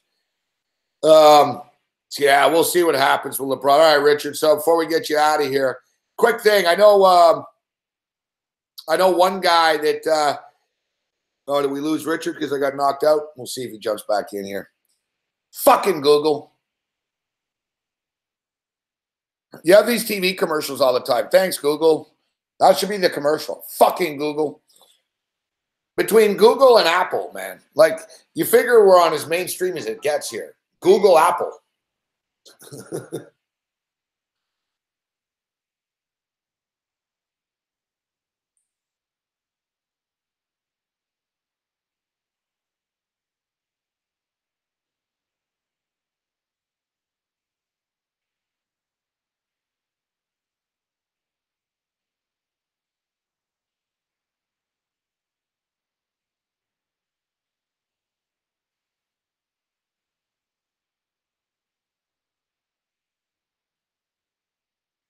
Garner's confused due to the getting knocked off. It's his first Google Hangout experience. He's like, I think my phone is overheating. Phone overheating. You guys see, man, that a motherfucking vape pen blew up in someone's face and killed them, yesterday. Lithium battery in the vape pen. And right after I saw that, the first thing I did was look up, are there lithium batteries? And I knew there were in the MacBook. My MacBook is red hot right now. I haven't unplugged it in a while. It's smoking. Like I'm getting worried that it's going to blow up in my face. Yeah, I'm not kidding. It's a true story. A dude in Florida fucking lit up a vape pen and it exploded in his face. And basically they were saying that, you're done. You're done. Like it explodes, you're done. Like if this computer and the battery decides to explode, I'm dead. I'm dying on the show. Which, you know what? I'm sure YouTube will fucking send a violation to me the next day, even though I'm dead. You're not allowed to die on our show, on our fucking airwaves. That's a copyright. You're not allowed dying on the air. And I was thinking about this. I told you guys, I've already said this in the past before. But like if I die of a heart attack soon or like I fucking jump off a balcony or something like that, I want you to sue Apple for me. Like, like how if sometimes you see in obituaries and newspapers and shit like that, like an old lady will say, I'll miss my husband, I'll miss my grandkids, but I won't miss watching the Cardinals bullpen blow leads. Every once in a while you get an obituary that fucking blames an athlete, which I think is a little over the top. But I can see it. Like, my obituary should say he was a Buffalo Bill fan. If he wasn't a Bills fan, we wouldn't be writing this obituary right now.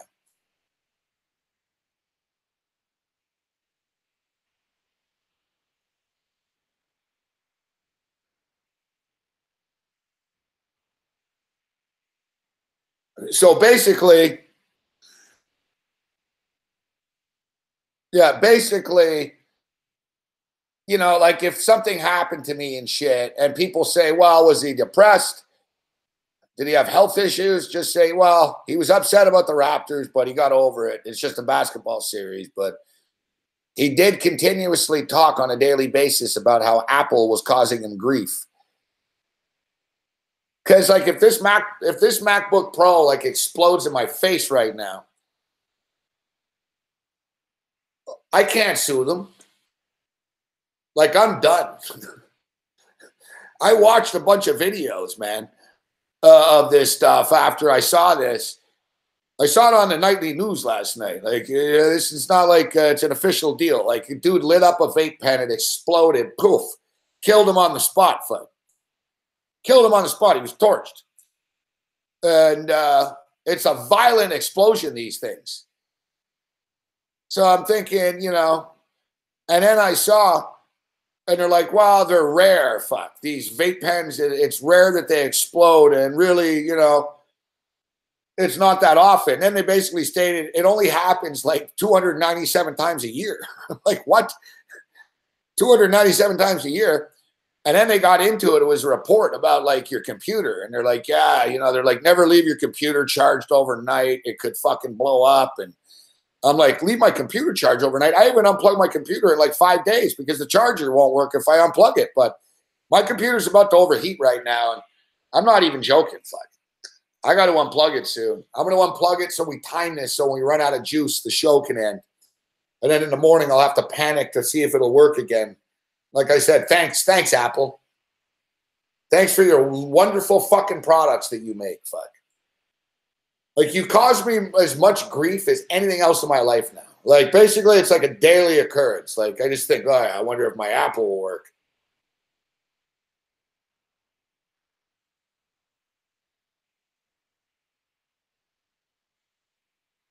I said at the fucking time, that Malaysian's airline plane blew up. There was witnesses. It's all a big cover-up, fuck. It's a big cover-up. It's all a big, come on. I don't know. The news is on now. There's some chick crying, fuck.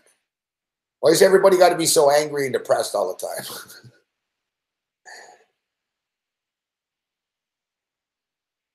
Why is it the news? Where's the hockey game, fuck?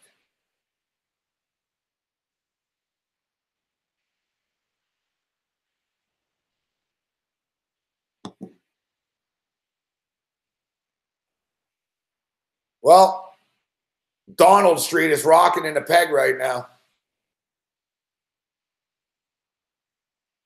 Looks like there's the entire city of Winnipeg is outside the arena. They're not going to riot because there's still a game 7 to come. But I would probably, if I was the Winnipeg Police Department, WPD, I would probably step up with some extra police for game 7.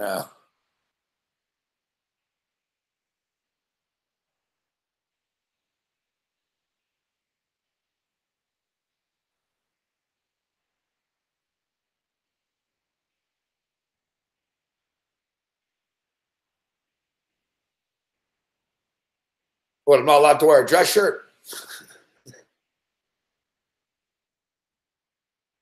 I'm not allowed wearing a dress shirt here?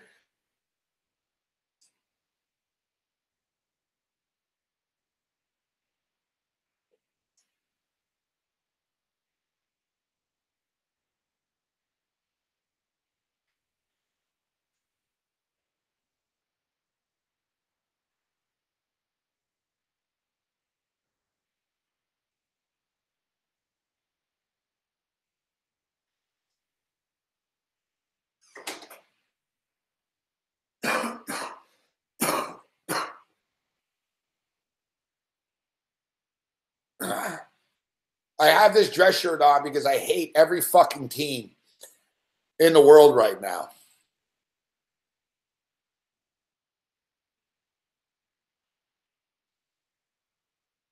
And you're right. It was clean. Not that it matters because I don't, you know, I don't often wear clean shirts on this show. You can't tell if they're clean, but full disclosure, to be honest with you, I was going to wear an Edmonton Oiler hockey jersey, but there's like some fucking weird stain on the sleeve, man. It's like Jägermeister or something like that. I can't get it out. Fuck. Well, I never really tried, to be honest. And if, put it this way, I'm not going to lie to you. I'm not going to lie to you. If the Raptors were up 4-0 right now, I'd be wearing my fucking Raptor gear. But what am I going to do? Unlike Sonny Vega, I'm not burning my Raptor gear. I'm not burning it, but I've got to retire this stuff. I can't listen. I've had the same look for a long time too. I've realized that. Fuck. When I was in Vegas, I was known as Raptors guy. No, I never went to the Apple store yet. I don't have time. Fuck. I don't. We're gonna have to if it doesn't blow up. I'm going on the road next week, so I'm not gonna have a choice. I got to go. I can't have shaky computers on the road. I appreciate that, Santa Cock. Sonny Vegas says it's justified to burn the gear.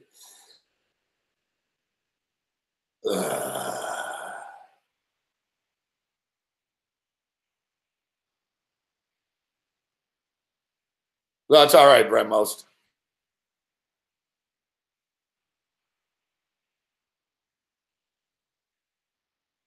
Yeah, new Vancouver look. I can't be walking around. The Raptor jacket's done, Fud. It's not like I've had a string of great success in it.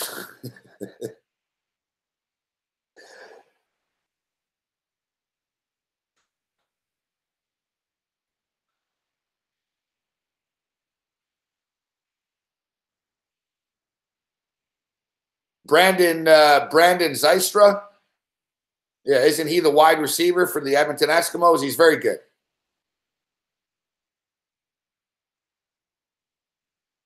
I don't wear ties.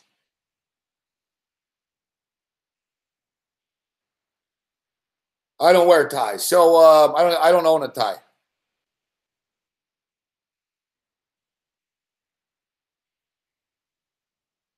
I don't own a tie. Yeah, so next week I'm going to be on the road, but we'll be doing this show nevertheless.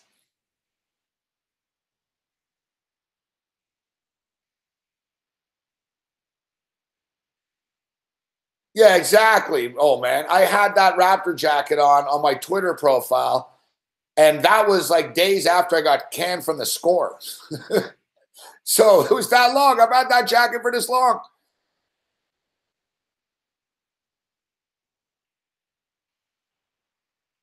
Yeah, so next weekend, man, nothing's easy, fun, and nothing's difficult. And Richard Garner's phone is overheated.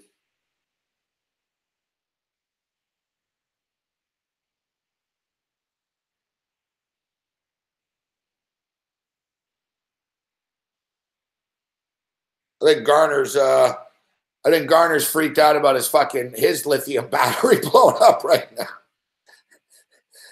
I'm sure it wasn't his fault, but maybe it was when he got knocked off. But Google Hangouts is weird.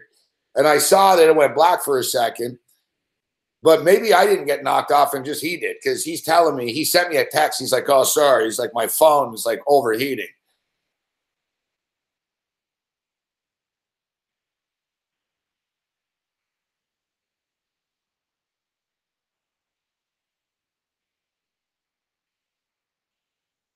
Yeah, so like I was saying, so a vape pen blew up, killed a motherfucking poor bastard. I have an Expos jacket, Ken. Yeah, maybe I got to bust the Expos jacket up, but it's too old. I wear too many. I generally don't wear sports gear on the street all the time and stuff. I wear it more on shows. But I do wear the Raptor jacket, I'm not walking around in NFL football jerseys every day on the street and shit, I'm hosting a sports show, so I'll put on I put on some sports gear. We actually called Chowder earlier. He didn't answer. I guess we could do a surprise call to Clam Chowder here. Well, here's Paul Bovey sending me texts. Thanks, Paul. Thanks, Paul Bovey. Like, for the love of God. People wonder why I don't have my phone on. Fuck. I got a text here from Paul Bovey. I look down. Cavaliers, 33 of 47 shots made from inside the arc. Same story. It's like, I just said, yeah, let's get clam chowder on to not think about this Raptor game. And as I look at my phone to call clam chowder, the first thing I see is a text message from Paul Bovey telling me Cavs 33 of 47 inside the arc. Ugh.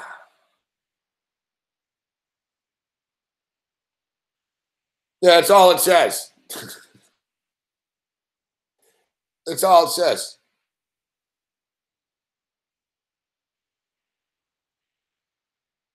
There's no, hey, Gabe, how you doing? Hey, Morency.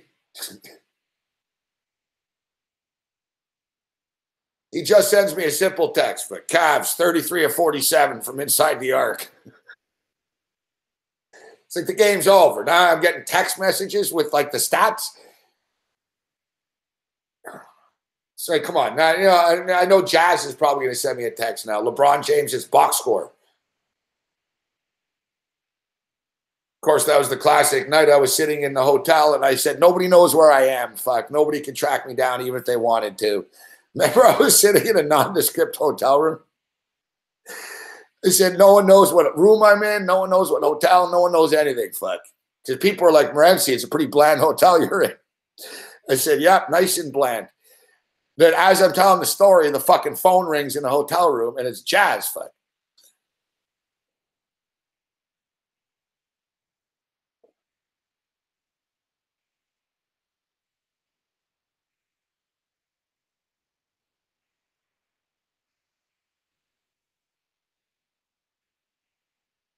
Yeah, I know Mick's real name.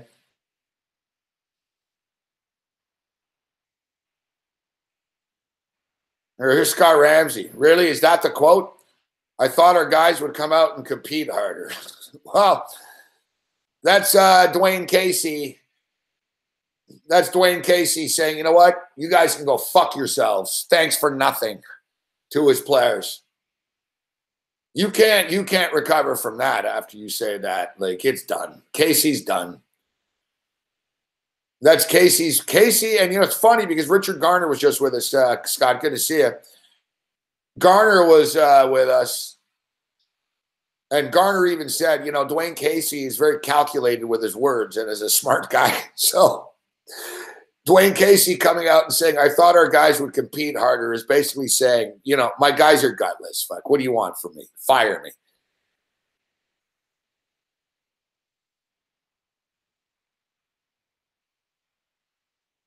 I actually don't mind Casey saying this. If Casey's going to go down, he should go down swinging. Fuck. They should have competed harder. They rolled over and fucking melted. But Casey, you're part of the team. You suck too. I thought you would coach fucking harder. I thought you would coach harder. You know, you can blame the players. It's, you know, it's not cool because the players aren't blaming you, but now they're going to. So let the fucking finger pointing begin. Because now you just threw the players out of the bus. So now I guarantee you, either anonymously, some player is going to say, you know what, fuck, he didn't know what the fuck he was doing with his rotations, and it was a fucking joke in practice, and we fucking knew this, and we knew we shouldn't have done that, and we fucking told him. Or someone's going to go on record. But the Raptors are generally a bunch of fucking pussies. So they're not going to go on record. It'll be off the record. I guarantee you. You're going to see tomorrow anonymous Raptor player saying Casey's an idiot and fucking blah, blah.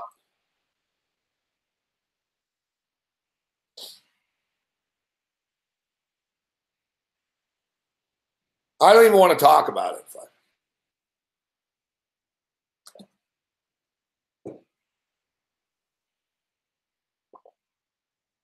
Yes, the Raptors are snowflakes.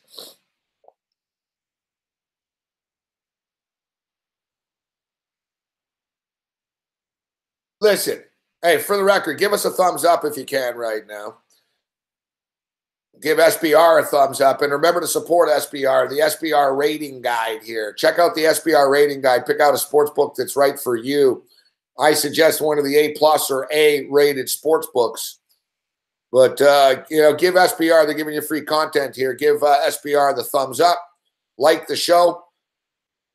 Like the show and check out the SBR rating guide. It's right underneath the show description.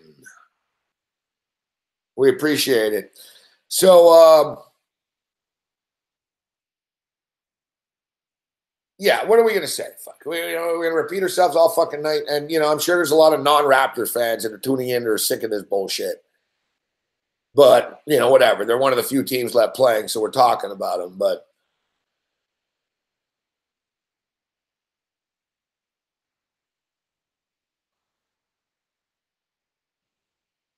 the Raptors lost. Anunoby's like one of the few guys with heart on that team, Evan. I'm a big OG Anunoby fan. Listen, they lost as a team. They won as a team. They lost as a team. They've fallen apart as a team. So Dwayne Casey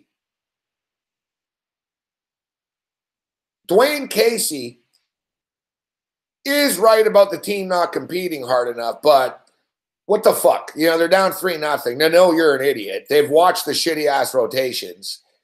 You just bench your fucking star player in DeMar DeRozan. Like, don't tell me there's not a lot of turmoil behind the scenes with the players and Dwayne Casey right now. And Casey, Casey saying that the players could have been, I want to see the quotes. I want to see the quotes, but I want to see Dwayne Casey say, I should have done a better job coaching.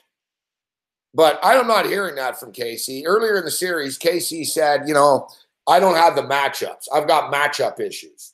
So basically, Casey was throwing Messiah under the bus, the GM, because he's saying, I got matchup issues here. It's not my fault. And now it's, the players aren't competing hard enough. Fucking Winnipeg. I'm telling you, they're going to lose Game 7. The curse is real. Canada can't win. Fuck.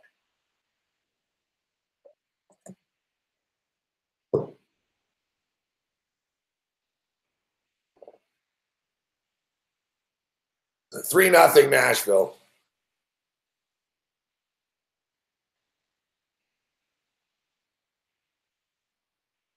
So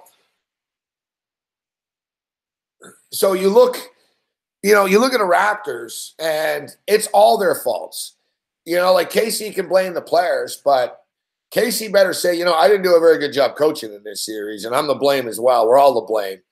You are all to blame. But we can't, Casey needs to go. It's time for a change. And it's better for his own health at this point in time as well. We've talked about this in the past. We all hang on to things for too long and shit. Like if you're Casey, do you even want to come back at this point in time? For what? Fuck, to deal with fucking Lowry and DeRozan and win another 58 games and fucking lose again in the second round? It's like Groundhog Day. It's just Groundhog Day.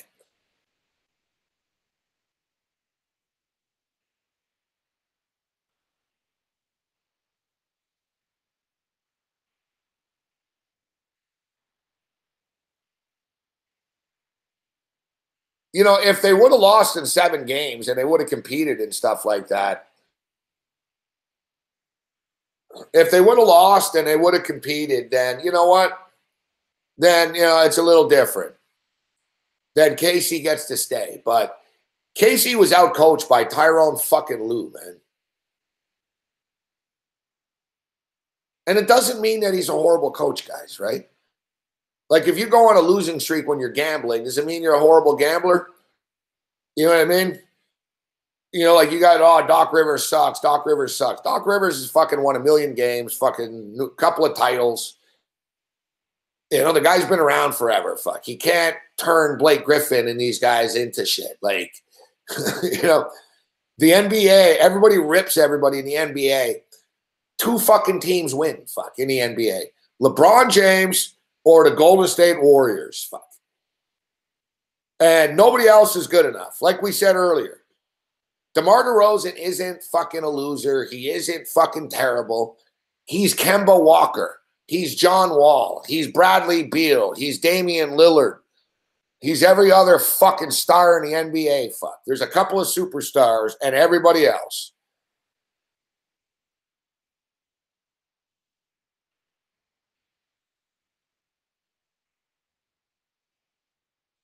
I mean, we can fucking sit here and crucify. We can sit here and thank you, Sandercut, but we can sit here and crucify fucking the Raptors all we want. LeBron James has won the Eastern Conference, what is it, 8 years in a row now? 7 years in a row, 8 years in a row. It's hard to keep up, fuck.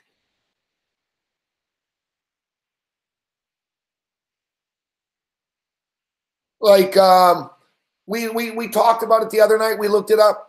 The last time LeBron James wasn't in the fucking finals was 2010. All right? So we can sit here and bury these guys and fucking blow up the ACC and fucking, you know, go throw rocks at them when they get off the plane, fuck, tonight. But whatever, man. Nobody else has beaten them either. Like, we're being very hard on our team, but it's like, man, I'm hard on myself. It's like, you know, we need to look at it. It's a real autopsy here. What the fuck happened? It's true. You look at, like Scott says, Daniel Cormier. Guy can't beat John Jones. Daniel Cormier can beat anyone. He can't beat John Jones. Fuck. They can fight again. He's going to lose again.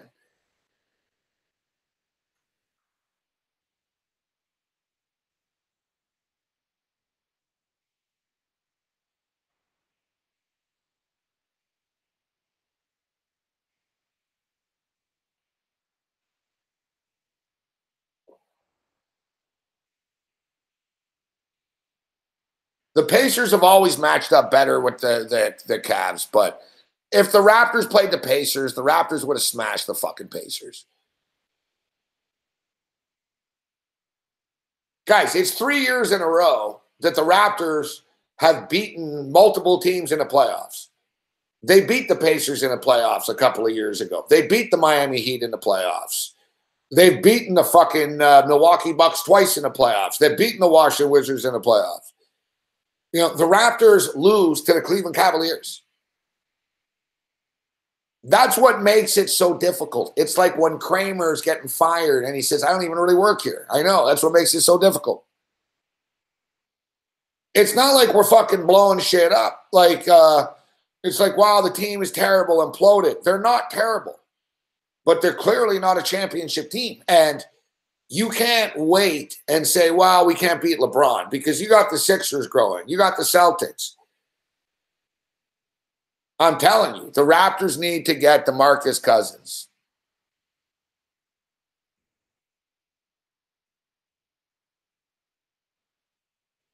And he's an unrestricted free agent, so they could get him.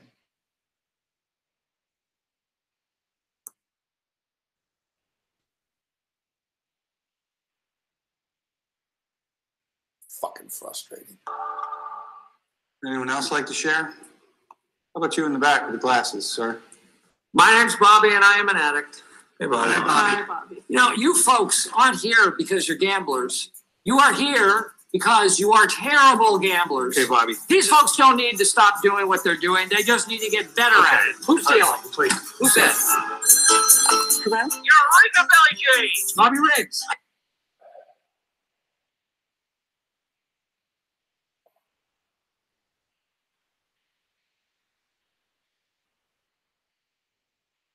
No intermission. They've lost 10 straight playoff games to LeBron James.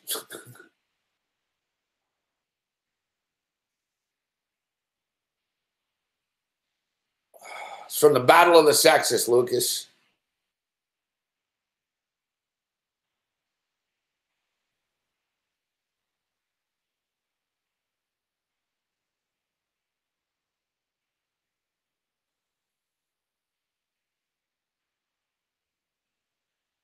Another disappointing night in the Canadian sports scene. Raptors get fucking embarrassed and humiliated, and now the Winnipeg Jets are getting shut out on home ice, losing complete control of the series. Now going to go back, play 7. You know, but one thing is, too, you know, all you guys, DeMar sucks, fucking Kyle Lowry sucks, blah, blah, blah. So I guess if you guys were older and you would have been around before, you would be saying, oh, fucking John Stockton sucks, Karl Malone sucks, Charles Barkley sucks.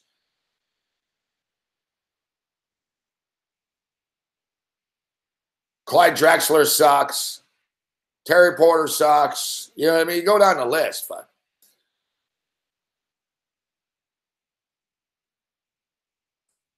Exactly, Jazz. I tweeted that out. And you know what, Jazz? The envelope arrived. We appreciate it. I just checked right before, actually, tonight. I had a weird feeling. I'm like, I better check the mailbox. And if you guys have any questions, we've got 2 medicinal experts in the house. We've got 2 medicinal experts in the house. Jazz on the Canadian side and Chris Edge on the American side.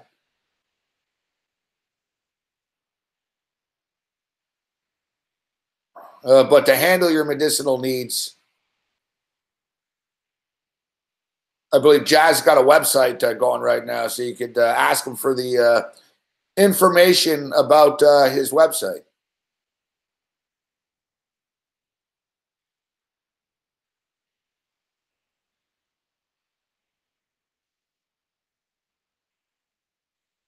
No, listen, I can't sit here.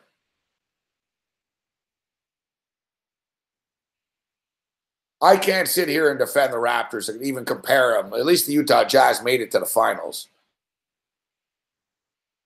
At least Patrick Ewing made it to the finals.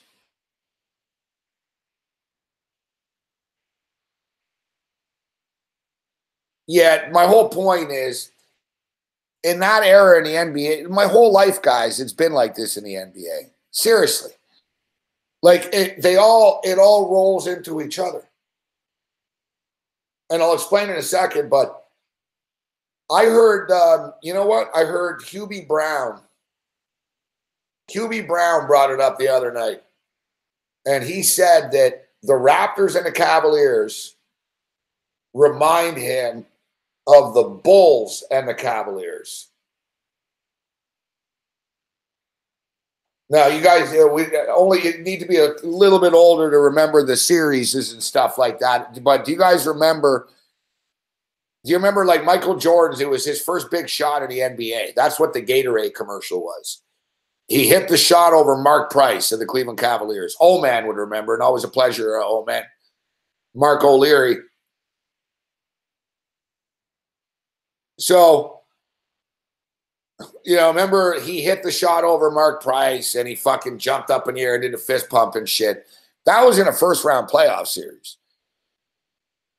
I remember that shit. And Craig Elo, and Brad Daugherty and Larry Nance and all that shit. Larry Nance, Craig Elo, Brad Daugherty, Hot Rod Williams. Very, very good teams. Very, very good teams.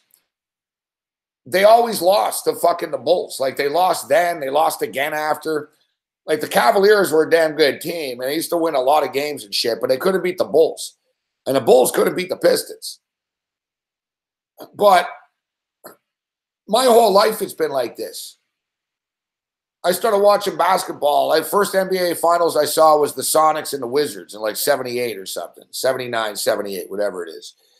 But when I really started watching NBA, like, and getting into it, like, as a kid, it was the same 3 teams.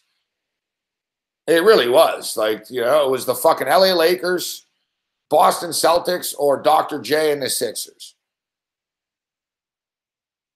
You know, I remember it was Dr. J and the Sixers won a couple of times.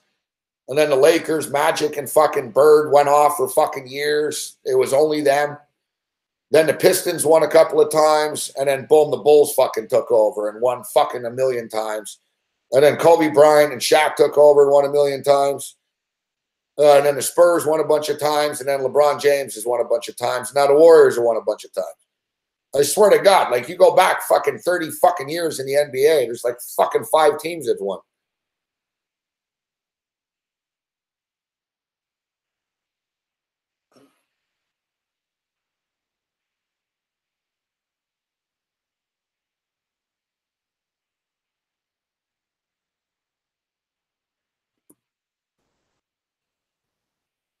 I want to see how many different teams have won here in recent memory.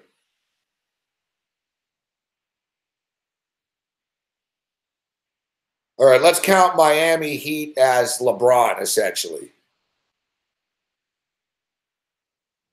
Well, with the exception of 2006. No, we'll just call the Heat here. So, the Golden State Warriors, Cleveland Cavaliers, San Antonio Spurs,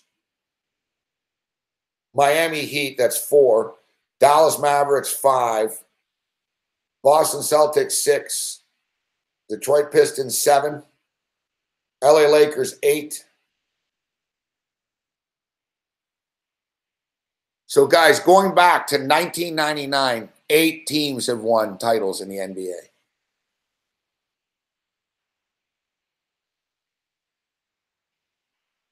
Before that, it was the Bulls and the Rockets. So, holy fuck. Yeah, it's pretty much my point. So, look at this. Going back all the way to 1990. Holy shit, it's the same teams. Wow. Oh, my God. 1983. 1983. The Philadelphia 76ers. You have to go all the way back to 1983 that one of those 8 teams didn't win the NBA title. And then even the Sixers, before that was the Lakers. You have to go all the way back to 1979. 9 fucking teams only. 9 teams in the NBA have won every championship since 1970 fucking 9 in this league. That's fucking insane, man. That's fucking insane. 1979, Seattle Supersonics. So I didn't see the 78 one. So old man Mark O'Leary was just talking. Old man's a little older than me. He remembers everything. Because the one I saw, they won. I remember Seattle winning. That was like my first NBA finals I remember watching. And it was on tape delay. I was 9 years old. I remember asking my grandfather if I could stay up and watch it. This is going back to 1980, guys. All right? Seriously, this is going back to 1980. These are your NBA champions since 1980. LA Lakers, Boston Celtics, LA Lakers, Philadelphia 76ers, Boston Celtics, LA Lakers, Boston Celtics, LA Lakers, LA Lakers, Detroit Pistons, Chicago Bulls, Chicago Bulls, Houston Rockets, Chicago Bulls, Chicago Bulls, San Antonio Spurs, Lakers, Spurs, Pistons, Spurs, Miami Heat, Spurs, Celtics, Lakers, Mavericks, Miami Heat, Spurs, Golden State Warriors, Cleveland Cavaliers, Golden State Warriors. That's going back to 19 motherfucking 80 in the last 37 years, man. In 37 years, 9 teams have won an NBA championship.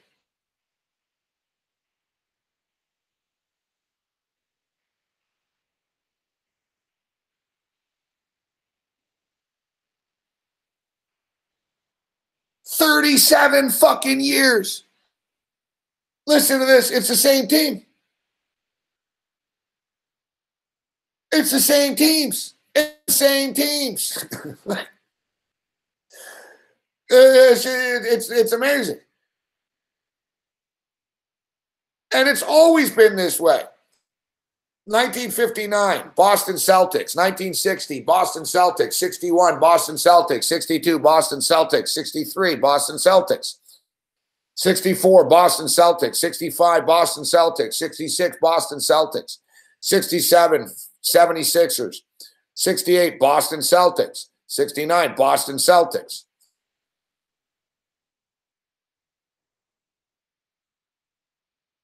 You know, like the New York Knicks won in 1970, Milwaukee Bucks 71, LA Lakers 72, New York Knicks 73, and that was the Knicks' demise. Then Boston Celtics. Golden State Warriors actually won the title in 1975. And then it started again. Boston Celtics. Portland Trailblazers. Remember with Bill Walton? Portland Trailblazers 77, Washington Bullets 78, Seattle Supersonics. So this seems like the only fucking era, basically. 1978, 1977, 78, 79, 1980. You had 4 different champions.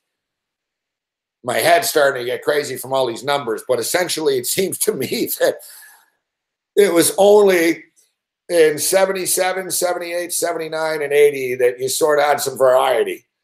Boston Celtics, Portland Trailblazers, Washington Bullets, Seattle Supersonics. And then, like I said, fucking Magic and fucking Bird arrived. And then it was Lakers, Celtics, Lakers, Sixers, Celtics, Lakers, Celtics, Lakers, Lakers, Pistons, Pistons, Bulls, Bulls, Bulls, Rockets, Rockets, Bulls, Bulls, Bulls, Spurs, Lakers, Lakers, Lakers, Spurs, Pistons, Spurs, Heat, Spurs, Celtics, Lakers, Lakers, Mavericks, Heat, Heat, Spurs, Warriors, Cavs, Warriors. So we can sit here and rip fucking, we can rip DeMar DeRozan. We can fucking rip DeMar DeRozan. We can rip fucking Dwayne Casey.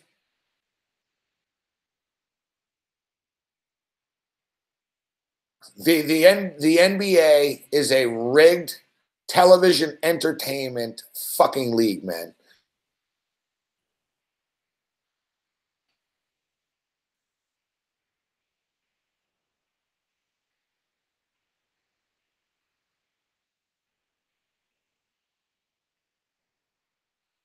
I guess we could have just saved a lot of time and stated that the Boston Celtics and the LA Lakers own almost half of all the NBA championships. Pretty insane. The Lakers and the Celtics have won 33 of the 70 NBA championships.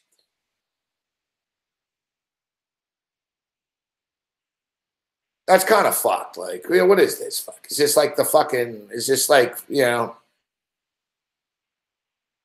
it's just like the Turkish soccer league or something, like where, you know, one team wins every year and everyone else sucks. Like, it's funny too, because you remember a lot of people, of course, the big, you know, Putin bashing all the time, but you remember a lot of people were making fun of Russia's hockey league. Oh, it's rigged, and look, Putin's team is stacked and they win all the time. It's like, yeah, so how is that different than fucking this league? Or any other fucking, you know, it's, man, this whole fucking league, man, you go back, guys, I swear to God, I could do this all night. We go back to 1949. Lakers, Royals, Rochester Royals won the NBA title in 1951. So Lakers were in Minneapolis in these days. Minneapolis Lakers. So Lakers 49, Lakers 50, Royals 51, Lakers 52, Lakers 53, Lakers 54. It's the same bullshit, fuck. This fucking league has been the same bullshit for 67 fucking years, man.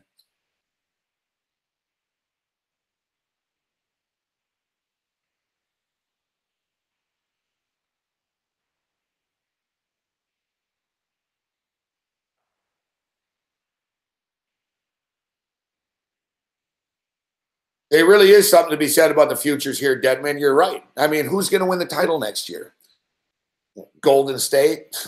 Like, it's not even like, you know, it's, why do we even like overthink these things before the year starts? You just take the same fucking teams. Whoever's winning, you just take those teams. And on the NBA, the other players, like, they quit so much, they roll over. Holy fuck me, man.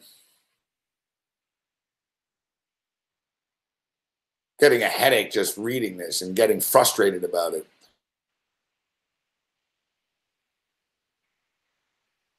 Well, both NHL games, looks like the underdogs cashing. NHL playoffs have been a pretty nice underdog ticket.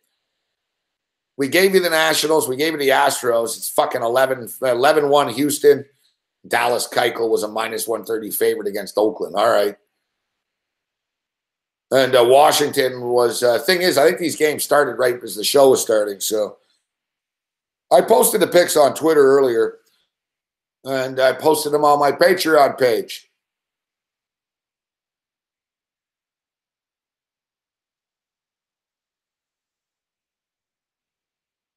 See, that's a big difference, Jazz. You can actually be an NFL fan and say, you know what, my team could win the Super Bowl.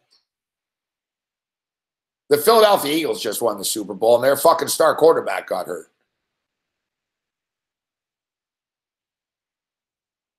The Super Bowl is the easiest trophy to win. 4-0 Nashville. Winnipeg pulled their fucking goalie with 4 minutes left. Didn't work out well.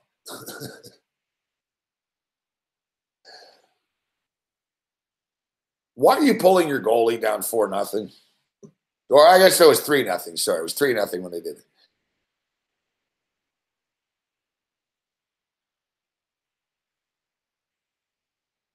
The Winnipeg Jets.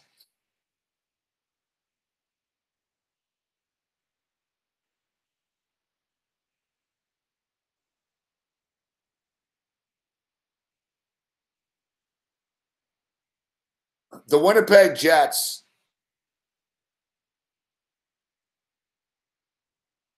Oh, what a dick move.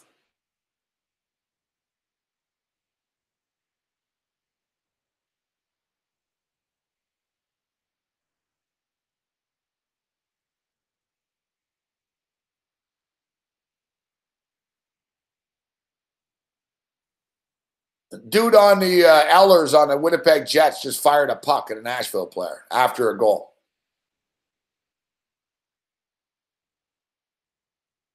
Yeah, like I said, in the NFL, you can win. You only have to win a couple of games to get to the Super Bowl. You make the playoffs, you win 2-3 games, boom, you're in the Super Bowl. What is it with these NHL players, man? These modern players. And you know why this happens? You know why this happens? Because nobody fucking punches anyone in the fucking face anymore in the NHL.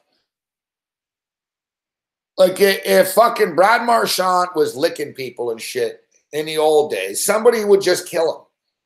Someone would just take him and beat the fuck out of him, and, you know, that'd be that. And his own teammates wouldn't even want to defend it because they know he's a shithead and whatever. Marchand would learn his lesson. They all know.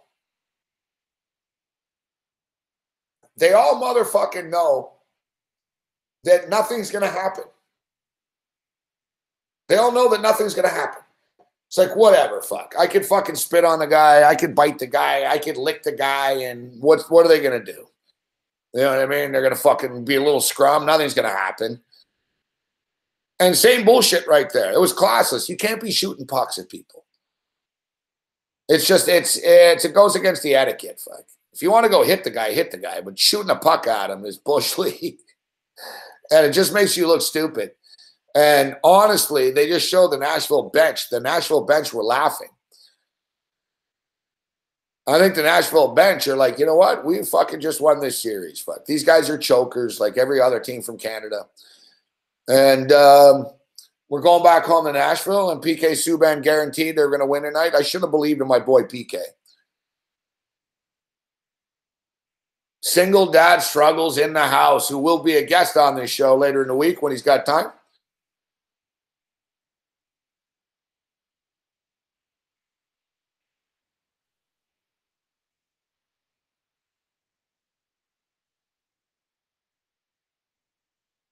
As we stated earlier, we enjoyed doing the radio show with Tony Sincata. But we'll get Tony on these shows for Tony's hot takes and offensive jokes.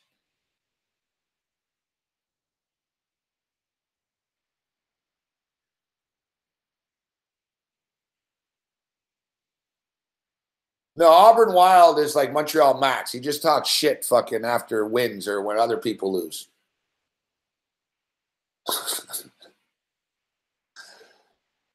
But you know what, Rich? I actually feel bad for Auburn Wild. Like Auburn Wild, you know, that kid loves the motherfucking Winnipeg Jets, man. I'm telling you right now, the Jets are going to lose. They're going to implode. Guys, a team from Canada hasn't won in 25 years. I was a fucking idiot. I'll blame myself. I put the kiss of death on this fucking team.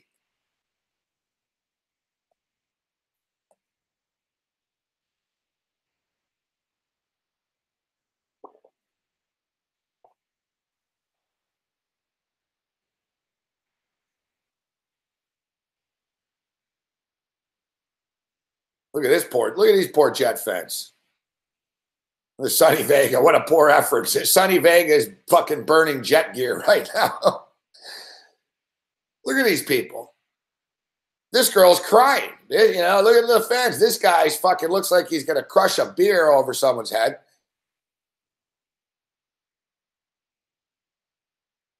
Look at the fans. They're doing the street shot of the fans. And there's no, they can't even fake the enthusiasm. Like this city is fucking deflated, man. And they're going to lose now. Yeah, I'm terrorized. Like I said earlier, man, we got Tom Brady in my life, and I've got fucking I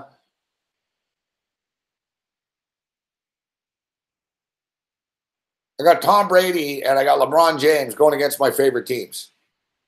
Of course. Like they both have to be in the same fucking division or conference and shit too. It's like just fucking ridiculous. Like why?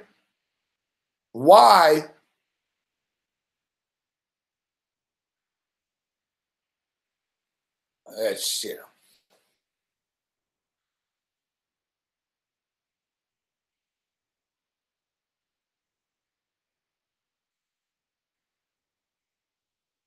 For nothing.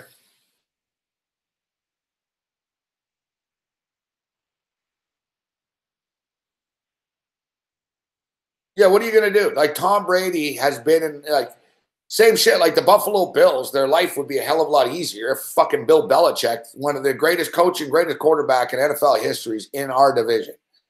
And we're already fucking, you know, what's the fucking way of putting it here? Without being offensive. Fuck. We're a little slow. Like Buffalo, like we're already, you know, a little challenged. You know what I'm saying? So, like, if you let us just play the division with the Jets and the Dolphins and like the fucking Ravens or the Bengals or something, you know, it'd be all right. But we're not like, you know, we're on the level, like, you know, we're in a remedial fucking class. And we're dealing with like fucking the class president and shit here with Tom Brady and stuff. And we got a problem. We got a problem.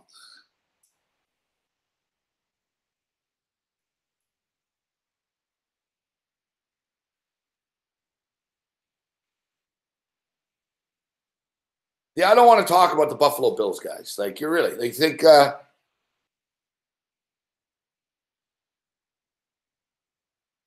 you think me talking right now? Yes, I am a Michigan fan.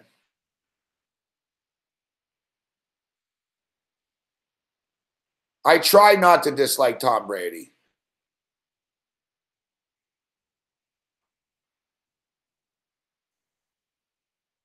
You know what it is? Tom Brady's a lot like LeBron James to me.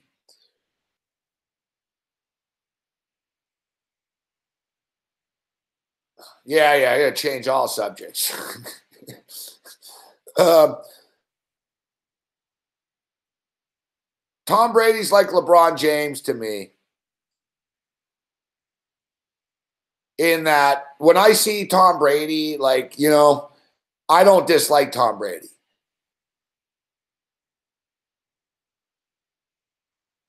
You know, like if I saw Tom Brady on the street, I wouldn't like fucking throw anything at him. I wouldn't tell him to go fuck himself, you know? Like I don't dislike Tom Brady the person. I dislike Tom Brady the football player. I dislike the Tom Brady that bitches to the fucking referees and gets every fucking call. Same with LeBron. Like I got no issue with LeBron James in real life.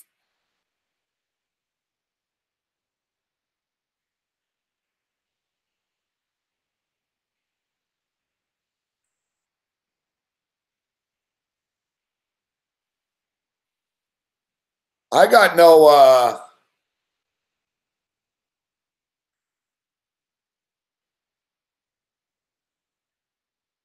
I got no ill will against LeBron James. A New Orleans Pelicans fan, for some reason or another, tweeted, and I think the cops fucking visited him, and he's banned now from the games and shit. I'm telling you guys, and I've learned the hard way many times. So everything we say online, man, people are watching now. It's fucking crazy.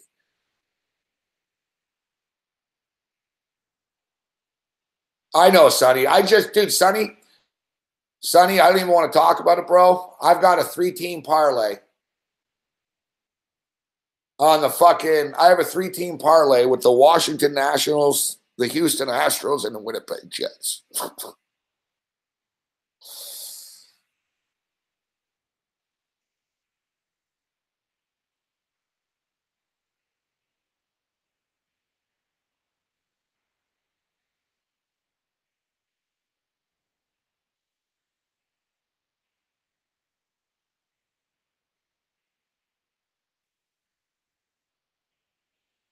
Yeah, like, look, like Conor McGregor is a bad guy. You know what I mean?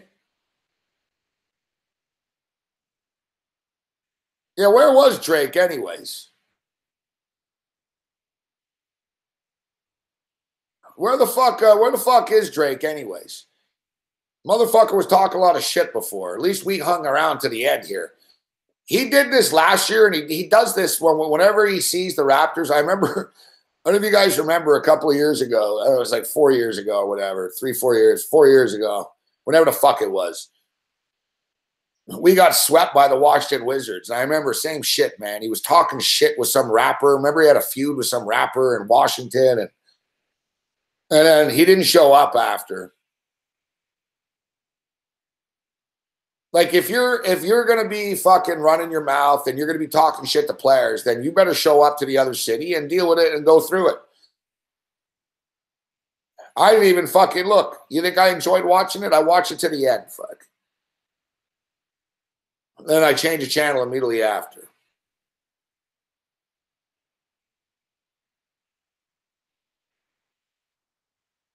Yeah, like I'm not I don't let my betting affect like me hating these guys personally. So as I was saying, yeah, so some dude fucking tweeted after the Pelicans game the other night in New Orleans that somebody should shoot fucking he hopes that fucking Draymond Green gets shot. He hopes that Draymond Green gets shot in the parking lot after the game. Settle down, Sonny.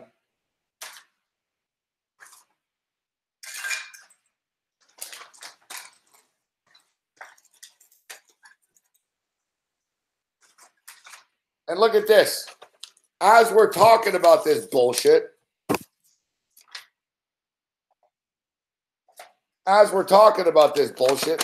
I can't win, guys. I got Paul Bovey texting me stats of the game, and I'll thank Taylor Stevens for this.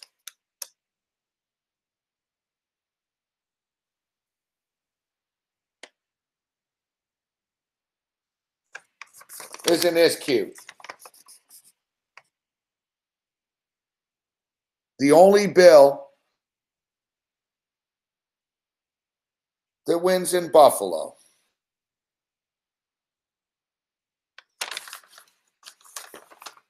I just look over. I didn't realize it was sitting next to me here right now.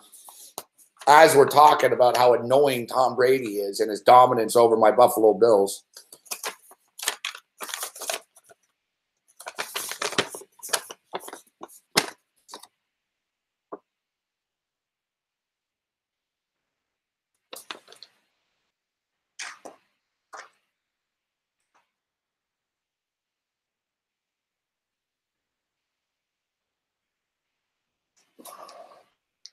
And to Taylor and to Sonny Vega, settle down.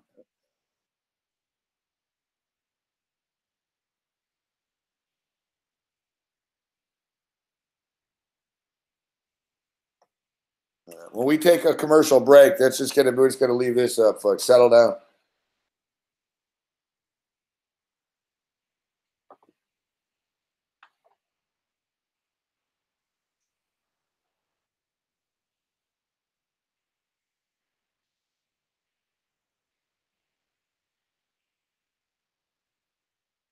Yeah, exactly, Dean. So how long do I have to keep this around here? Yeah, I don't know. Like, it's sort of like Andy Dalton. A good example is Andy Dalton. Andy Dalton, we all know, has caused me a lot of grief.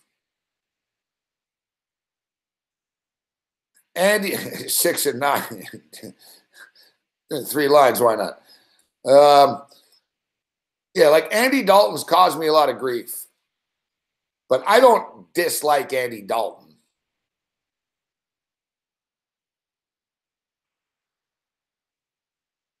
I've said a lot of mean things about Andy Dalton and stuff, but he's a nice guy. I got nothing against him.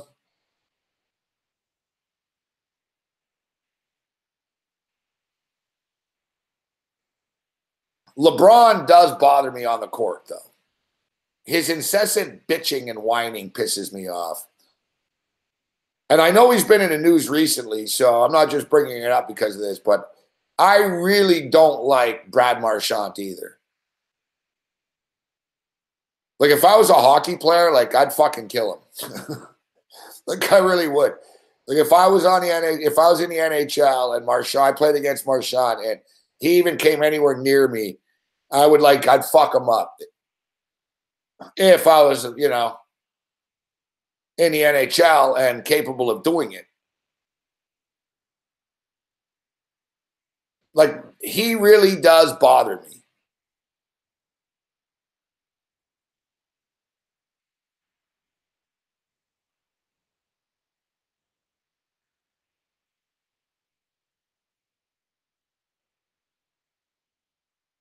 I think the person I dislike the most in sports is Colin Cowherd.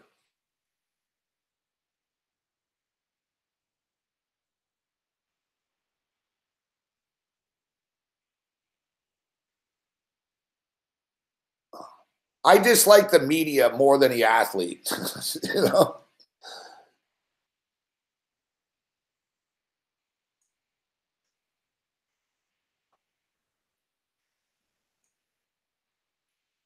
Like, when I say I dislike him, I mean, if I saw Colin Cowherd and I was drunk and shit, I would probably end up getting arrested.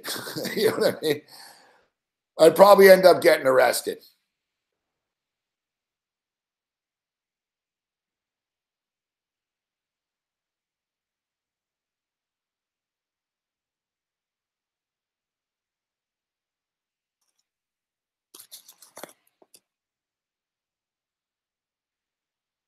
I did tell, I told Brian, I gave the finger to Brian Mulrooney once, and I actually harassed fucking Ben Mulrooney at a UFC card once. Ben Mulrooney was minding his own business in line getting a drink at the UFC until I recognized him and said, I said, Are you paying for those drinks with the $5 million that your father took on with the bribe?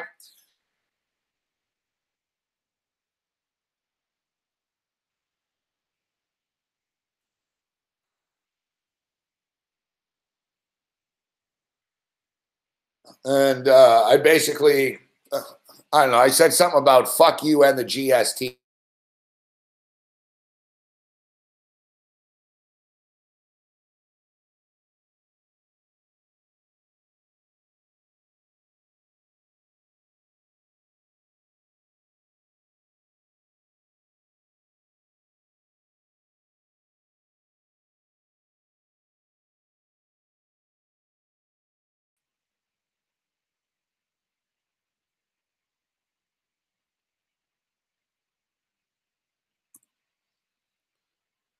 See, fucking Mulrooney's goons already getting payback.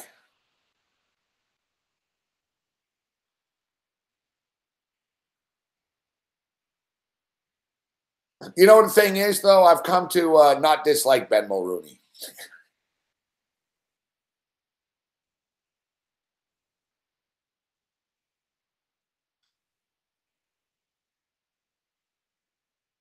I don't like Sean Hannity either.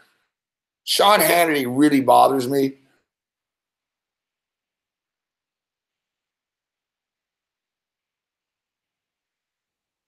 Yeah, Schneiderman.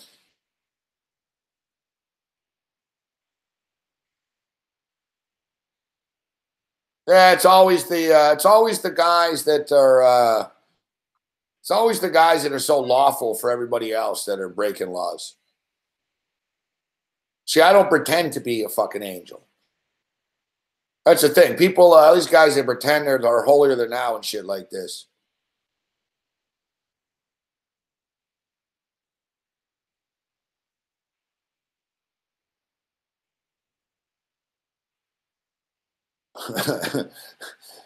It's just another step. It's like everything's coming up. Everything's coming up Trump's way suddenly now with this. It's like the one fucking attorney general that would have fucking tried to get him on something fucking has to step down. I wonder how this was disclosed. Some hardball shit going on out there now, man.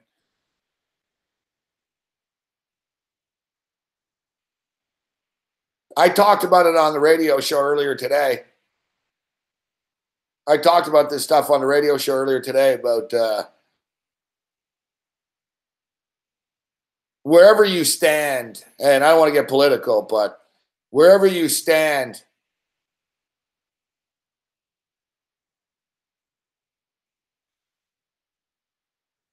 you know, on Trump's presidency, you know about the Mueller investigation. It's been going on forever. I mean, guys, I tweeted the story and I talked about it earlier today. These guys are interviewing Fedor Emelianenko now. Like, they're bothering Fedor. Fedor is minding his own business, getting ready for a fight against Frank Mir, and the feds show up and want to talk to him about Donald Trump. Because he fucking fought on a Donald Trump promoted card 10 years ago. And he's in photos with him. And what's your connection to Putin and to Trump? It's like, really? Like, if that's your case, like, honestly, if that's your big case and you guys are hoping to find something from Fedor, man, I got to tell you, man, this shit's going to backfire on you pretty good.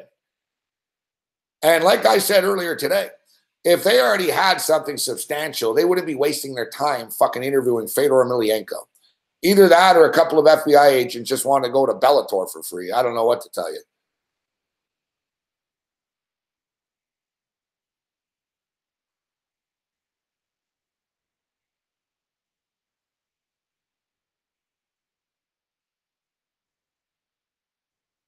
Like, it reminds me of the, I swear to God, it reminds me of the Jose Canseco stuff.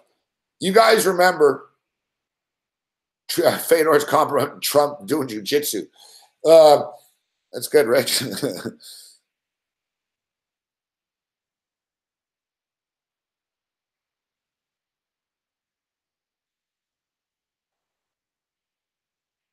So what? So like you're gonna fucking interview? What's up, Dave?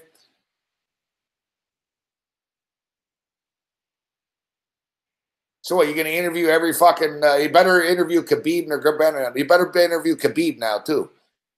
Khabib's Russian. Fuck, he might be in on this. You know, every MMA fighter, every fucking you know what? We're gonna find out that fucking Mueller's fucking probe fucking interviewed Alexander Ovechkin. So, Alex, you're Russian. Have you ever been on Facebook before? Like, what are they getting at now? Like I said, I'm telling you, in my own personal opinion, if they fucking had real bullshit, they wouldn't be out here playing these fucking games, talking to Fedor Emelianenko and his fucking manager about an affliction card from 10 years ago. And whatever. They're like, oh, Fedor's the global ambassador for sport for Russia. So what? How does that make him guilty of anything? Like, is the deal like, is everyone from Russia fucking like a criminal and evil? The guy's a fighter, all right? He's made a lot of money fighting over the years. Fuck. Clean. What do you want? The guy's earned a normal fucking living. Fedor Emelianenko has made tens of millions of dollars fighting, man. He made a shitload of money. And, why are they bothering this guy?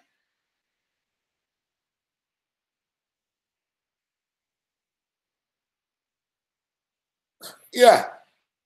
So, because whatever, fuck. The real deal is Fedor's manager had business dealings with Trump on a fucking reality television show.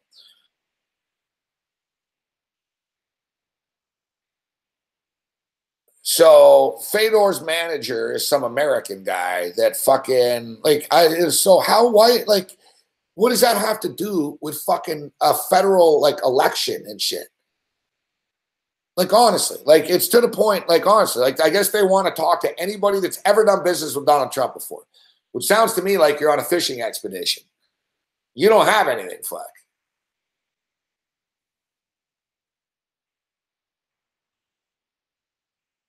And like I said, I don't want to get into political about how you feel about it and all that shit.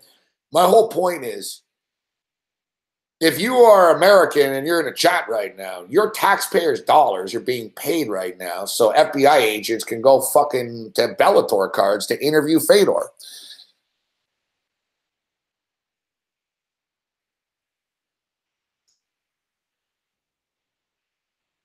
That's the thing. These guys,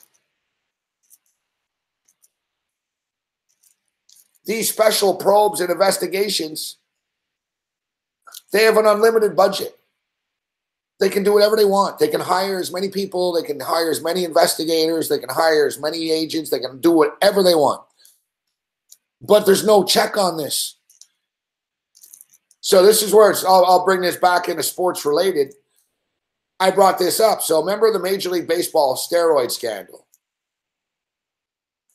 Remember the big steroid scandal? And they brought all the guys into Congress and all that bullshit. I think they called it what? The Mitchell Report.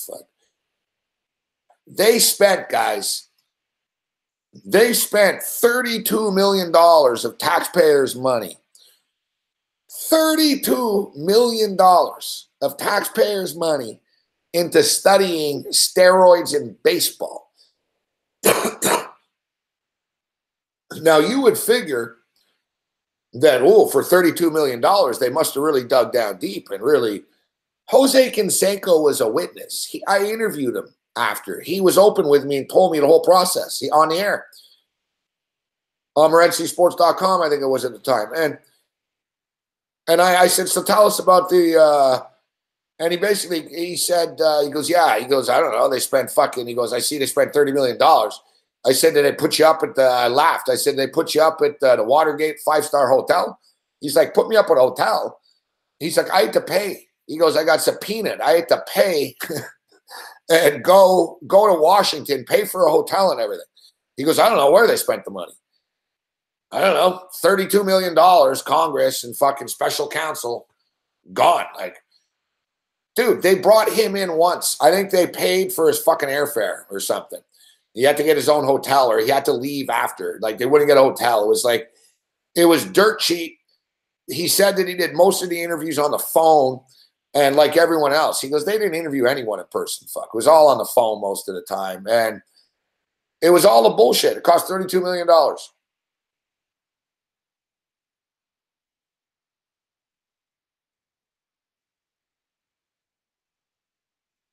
Now, let me ask you, how much do you think they spent on the 9/11 commission? $6 million. I'm not really sure how they spent $6 million after 3,000 people were killed. Yet they spent $32 million looking into Rafael Palmeiro fucking doing a fucking line of blow and a little juice. Why? Because it was a special fucking whatever. So my whole point is right now, for all, I'm telling you, from a political analyst standpoint, for everyone that thinks, oh, they're going to get Trump. If you hate Trump, they're going to get Trump. They're going to get Trump. You're giving Trump another presidency here because let's say he has nothing. And then after it comes out, and oh yeah, by the way, how much did this fucking Mueller probe cost? Oh, I don't know. He racked up a $1.6 billion bill. This guy's got like 72 of the highest paid attorneys working on shit right now. He's got a field agent of FBI agents running around at Bellator cards and shit. And it's all being check signed. Every meal at Denny's and Sonic, fucking hotels. It's like, hey, you better fucking cost. You better, because, you know, who's paying for that?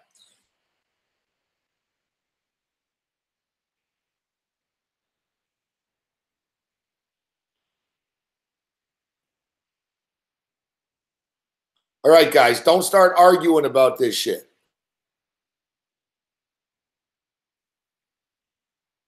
Don't start arguing.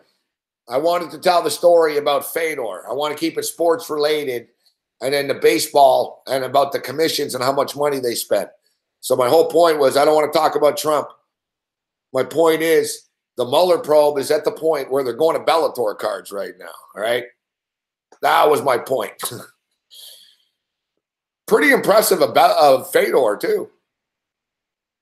Fedor's got to deal with the FBI fucking with him a couple of days before a fight, and then he knocks Mir out in 48 seconds. I didn't unban you, Ragemaker. But I don't remember banning you in the first place. So you've got a clean slate with me, Rainmaker.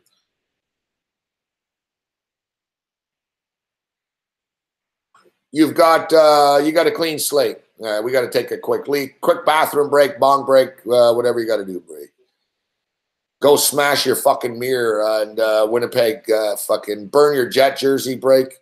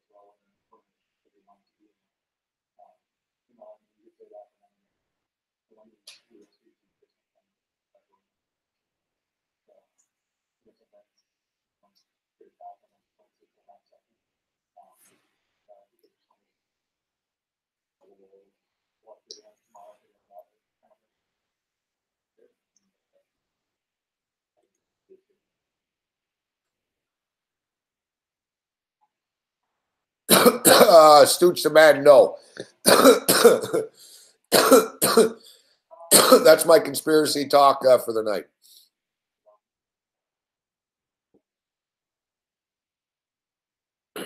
Poor Zach Jones probably watching right now. What the fuck? Why is he talking about fucking the Mueller probe?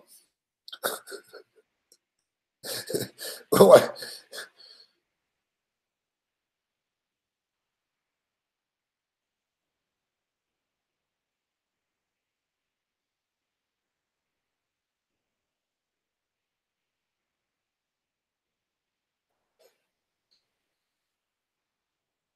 But you guys got a lot of questions. Everyone needs to settle down. Yeah, we'll have Feinberg on tomorrow.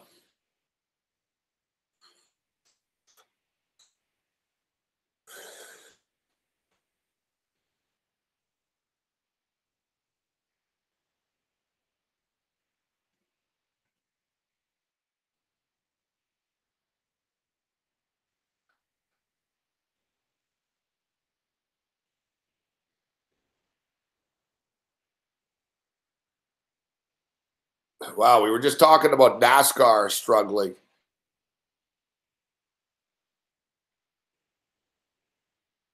And NASCAR ratings and overall attendance being down. Got breaking news here. The owners of NASCAR, the founding family, the Francis, Brian France,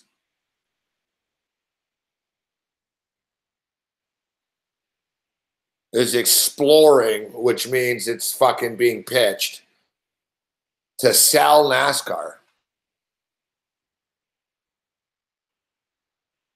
Reports are Goldman Sachs has been hired to explore potential sales and deals in selling NASCAR.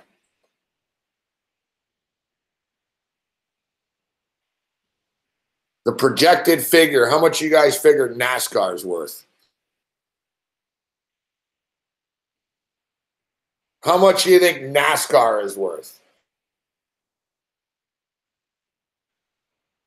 I know, you're right, Fat Fop. That'd be the ultimate. The Chinese are going to buy the most American thing there is.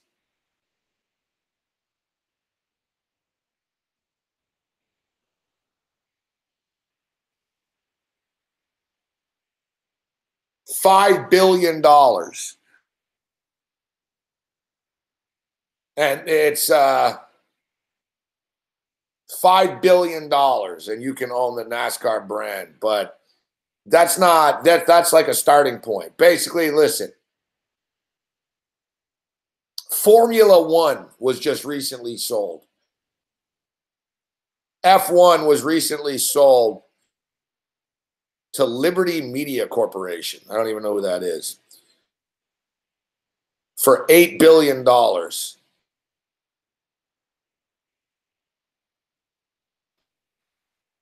Adam Stern of Sports Business Journal says that a sale for NASCAR would bring in $3 to $5 billion. F1 was 8. Yeah, here it is. It gets more detailed. Estimates from executives interviewed varied and complicated by the fact that the sport would sell for more if the tracks were included. With the tracks included, it could get $5 billion. By comparison, F1 sold for a combined $8 billion between the equity and assumed debt, but no tracks were included in the sale.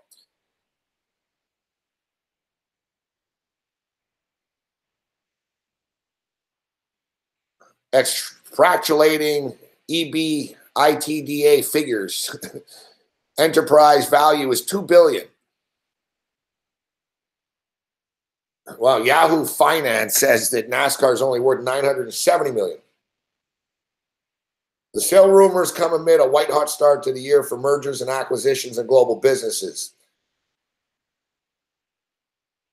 As over $273 billion in mergers have been conducted this year. They also come as NASCAR nears the midway point of its 10-year media right deal with Fox and NBC. which will bring in a combined $820 million through 2024.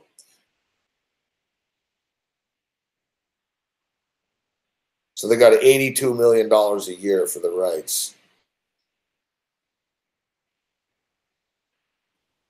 This is real. Like, all these NASCAR insiders are saying it's true that the France family's getting out. Who's going to buy it?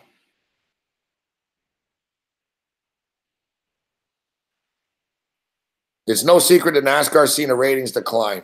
The most recent race at Dover over the weekend dropped from a 1.9 to a 1.7 overnight.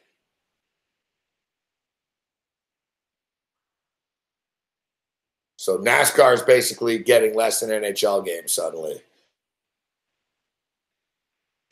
NASCAR is a great sport, man. It's entertaining. It's a good sport. It needs to be tweaked. Like, they need to change. They're going to need to shake things up. If I was in charge of NASCAR, I'd make the races Friday night.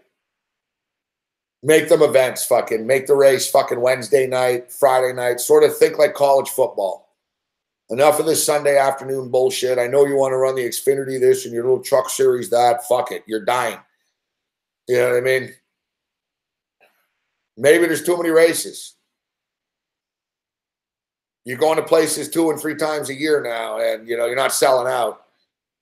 I think the NASCAR model got a little bit too big, and I think the France family's realizing there's no turning back now. Fuck, we either shake shit up and totally reinvent the sport, or we get out.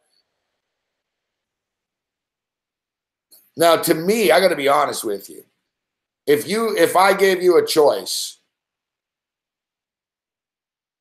it's funny you say that, Rich. Fuck. If I gave you guys a choice right now,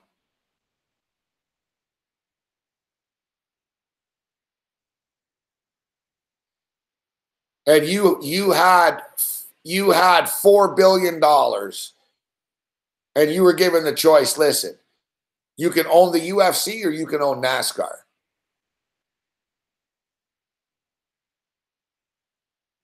You would think that fucking NASCAR, but the UFC is actually getting more for their television deal than NASCAR is.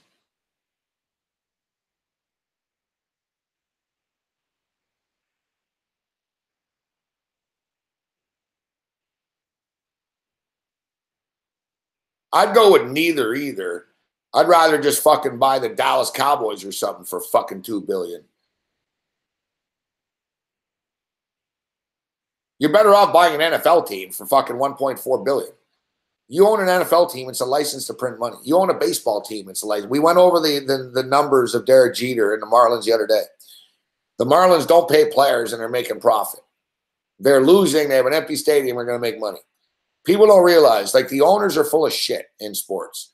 When they talk about small markets and this and that, they're all liars, fuck. They're all making money. That's why they bought the team. It's a license to print money. You're part of the television contract and shit.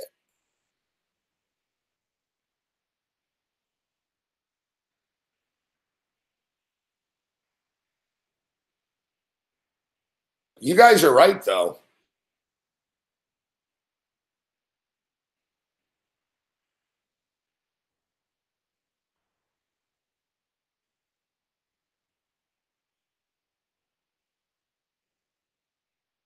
For this, for that type of money, who's gonna pay? Who's gonna pay for it? Which team, which investor team or group here is gonna buy this? Who's gonna say, you know what, fucking NASCAR is great, and we're not even getting we're getting the tracks, but then we got to run and own these tracks. That's the whole thing. Fuck. It's yeah, you throw in all the tracks, all right, so we own the tracks that you guys own. So they own a bunch of tracks. They don't own every one of them, but they own a bunch of tracks. Let's say the Texas Motor Speedway and Dover and fucking Richmond and Bristol. And then you're on the hook. You got to manage these tracks and shit.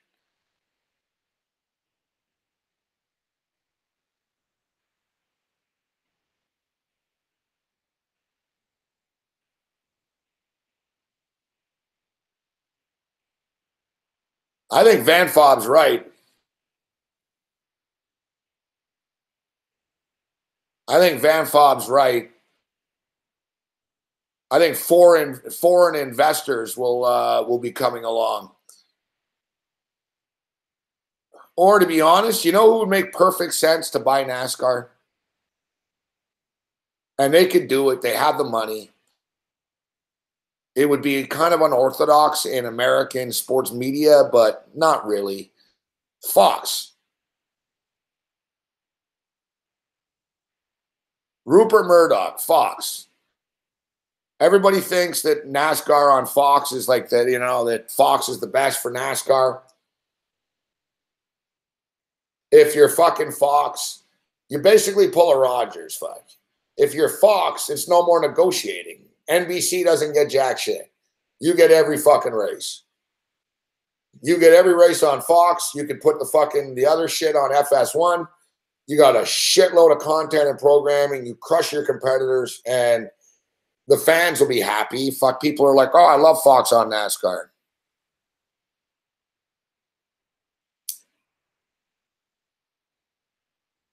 Fox has that type of money where they can say, you know what? We're paying $5 billion. We'll never have to pay any TV rights again. We own the fucking thing.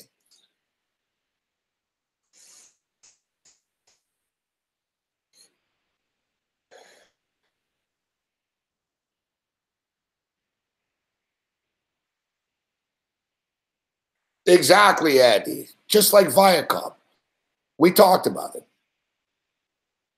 To Viacom, Bellator is not like a priority to them. It's like a TV show. You know what I mean? It's like one of their TV shows that they have. It's like Bar Rescue or something to them. It's like, all right, you know, we got a couple of guys that manage that TV show and leave us alone. We own it now. Whatever. What do you want? You know?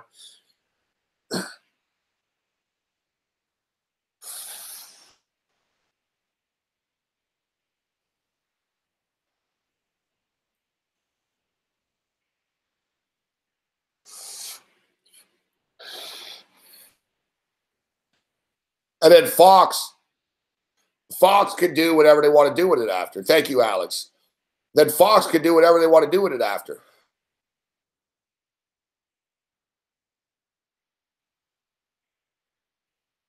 Then suddenly Fox can say, you know what? Fuck, we're making the race on Thursday night. You know, we're going to go head-to-head with Monday Night Football. Fuck. We're going to put NASCAR. Fuck. You know what I mean? They could do crazy shit if they wanted. To me, if I was NASCAR, you got to get away from the Sunday afternoon shit. Sunday afternoon is a dead zone on TV, man. Especially in the summertime. Nobody wants to be indoors in the summertime on a Sunday watching a fucking car race. Unless you're a degenerate loser like fucking us and Bobby Riggs.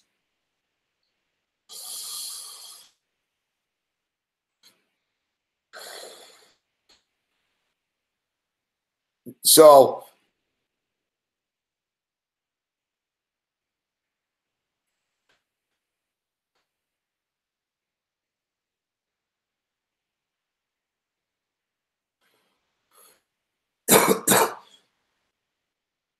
it's sort of like it's like college football.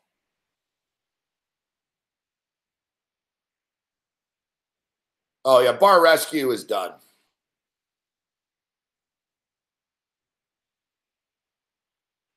Bar Rescue's done. Like it's shows like that, all those sort of little kitsch reality shows, they get tired.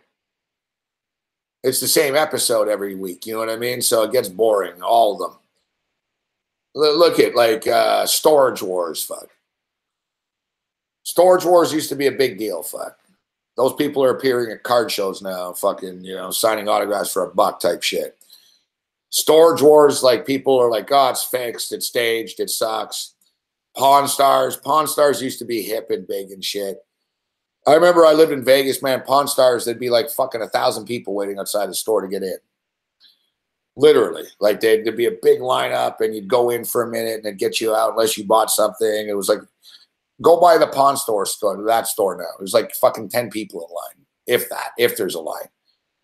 There wasn't even there's no line. You know what I mean? like the Pawn Star guys, people like, oh, Chumley's so cool. Now it's like, fuck that Chumley guy. Fuck the kid. Fuck Rick. You know, people don't like them. It has a short shelf life, that shit. You got to, you max it out and you got to, and that's it. You know, all those shows, Pawn Stars, Storage Wars, even me, fuck. I got sucked in and I watched that fucking show where they go for gold in Alaska.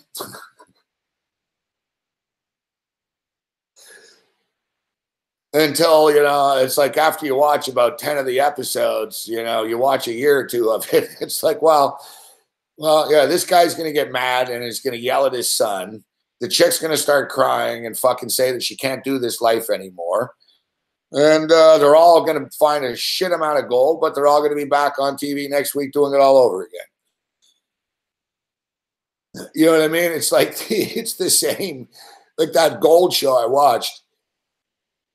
I actually enjoy that gold show a little bit more just because they are like such big losers. It's like, guys, you really think that the Alaskan government is letting you fucking get gold? They already know there's nothing there. You're getting the scraps that they already took. Fucking, you're down there like risking your life. You come up.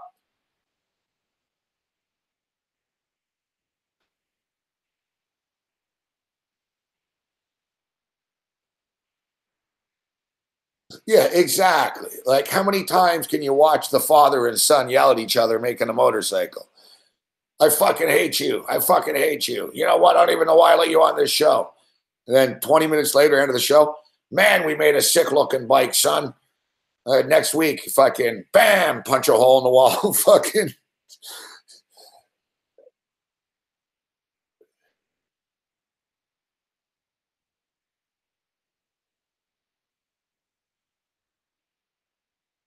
All those shows are fucking staged.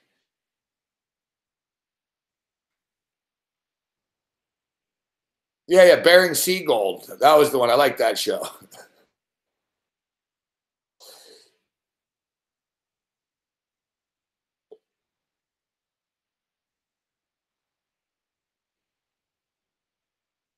Yeah, yeah, all that shit. You know what I mean? Exactly. Remember the tuna fish hunter guys? They were all popular a couple of years ago. Now no one gives a shit.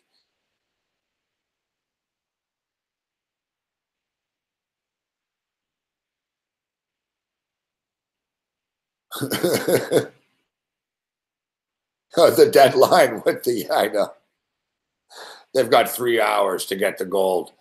It's like, no, you got 3 hours before you need to get this fucking tape fucking sent back to fucking Los Angeles.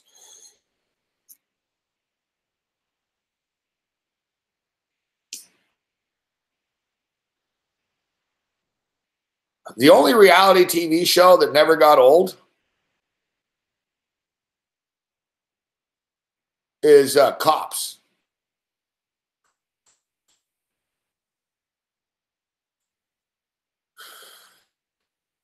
I'm telling you, I don't know what it is, but any motherfucking show where people get arrested and fucked with by cops, people like watching. They say they don't, but they do. Like, you know that guy, Dan Abrams, the media guy in New York, the attorney guy. He's like a media mogul, and he's got like a new cop show. Cops is done now. So he's got like live PD, it's called. And man, it started out with like fucking once a week and shit. Now it's on like all the fucking time. Replays, this and that. People eat that shit up. People like watching people get arrested that's not them.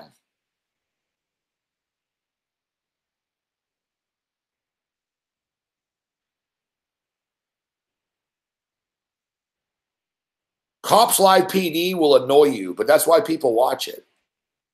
Like Cops Live PD, they're pulling people over for a spliff and shit like that. It's like in South Carolina. Oh, I'm sorry, I'm going to have to arrest you for this small amount of marijuana. It's like, fuck, really?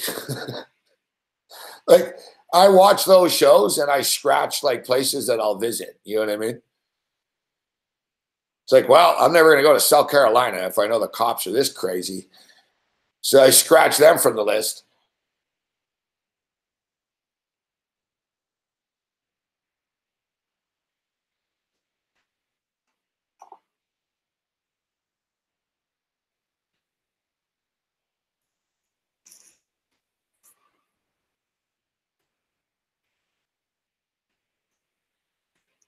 Yeah, the Canadian version of Cops was good. The Serve and Protect was good. It's like that other show too. The Serve and Protect was so ghetto that you knew it wasn't staged. It was real because no one would stage the stories that they would put on that show. Like Servant, yeah, the Vancouver ones. Like the Serve and Protect was like a cop show, but out of Vancouver, and it wasn't staged because it was just so fucking ghetto and shit. Like they'd get a call, man. Some dude would be like fighting in a bar. Like they'd actually go in the bar for real. It was just so like you just feel sorry for everyone.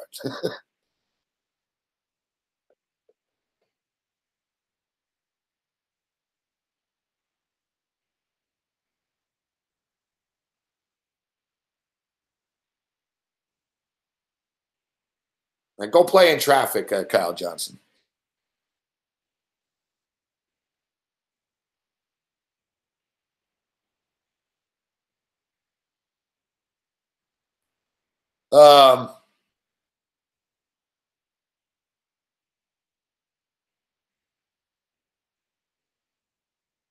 That show Cash Cab was all right.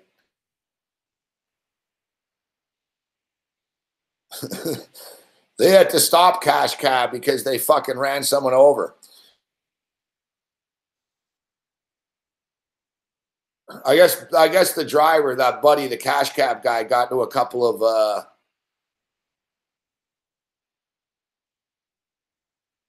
he got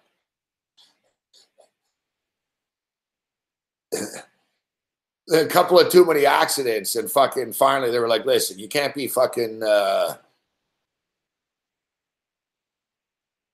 yeah.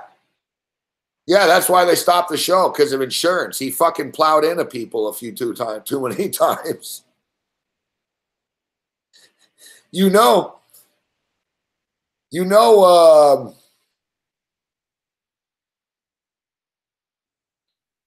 yeah, they're not going to put those in the episodes and shit. I used to see the Cash Cab all the time in Toronto.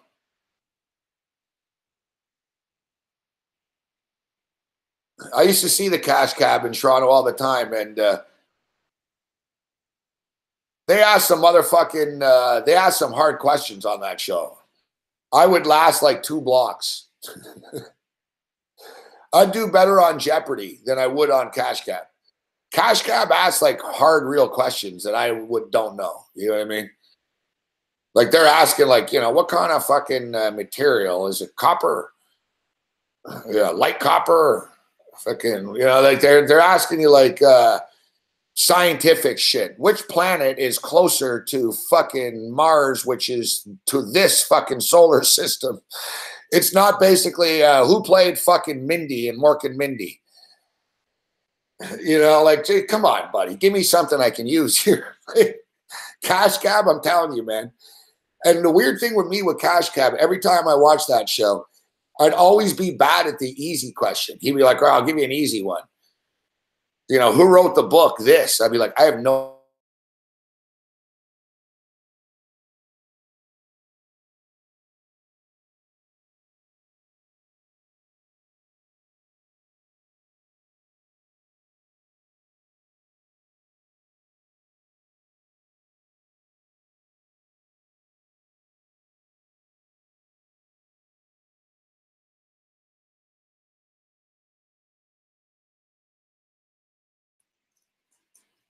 Yeah, that's why I said I would always, I would last like 2 blocks. It would be embarrassing on Cash Cab.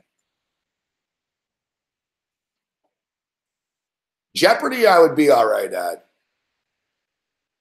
It's hit or miss with the subjects.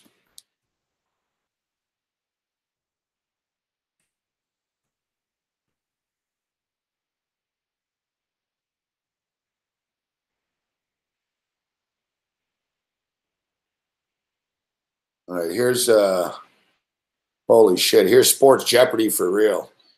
One team, start. All right, I'll start. Sports stuff. World Cup, the gym, mix, team towns. All right, let's go team towns for 100, Alex. This is where the Seahawks are from. Now, how do I answer?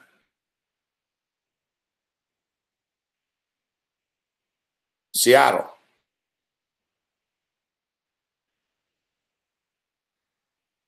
All right. Team towns for 200. This is where the Timberwolves are from.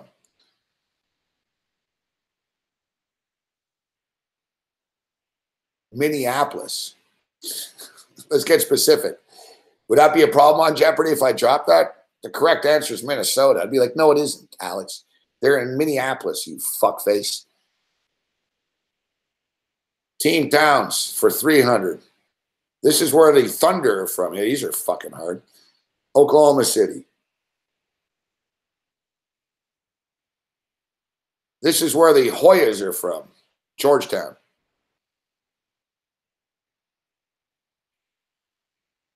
This is where the Knickerbockers are from. New York. All right, I swept the team towns. All right, let's go with sports stuff for 100 here, Alex. Name 2 sports where you must wear a helmet. What is hockey and football?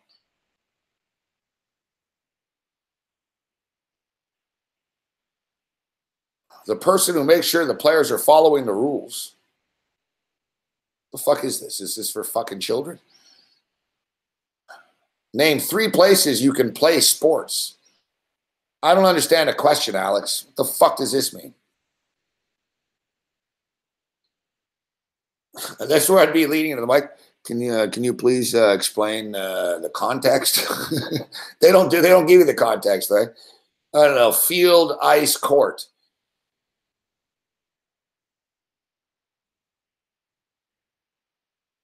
The person who dresses up as the team's character. Clam chowder.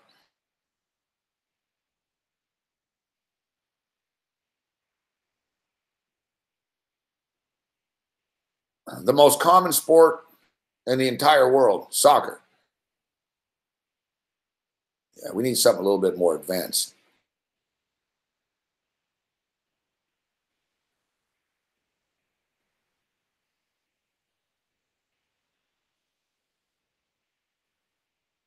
This is the official Jeopardy fucking page too. All right, World Cup. Let's go mix for 100. This famous basketball player has this nickname, his airness.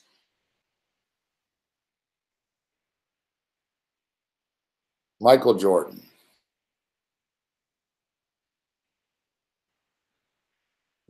This was the first African American in Major League Baseball, Jackie Robinson.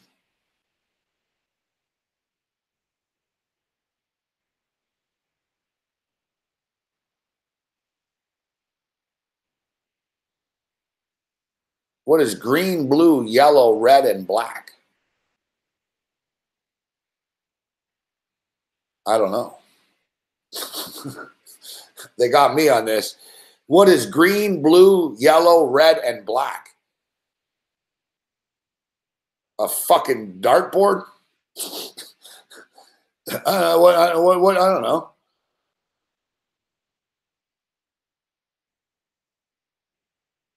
Oh, what is? Yeah, I'm scared. I'm trying to save time.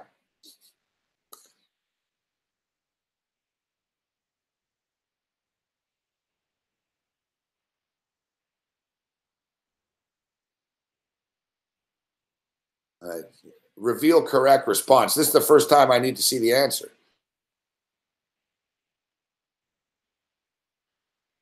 What is a 3-pointer?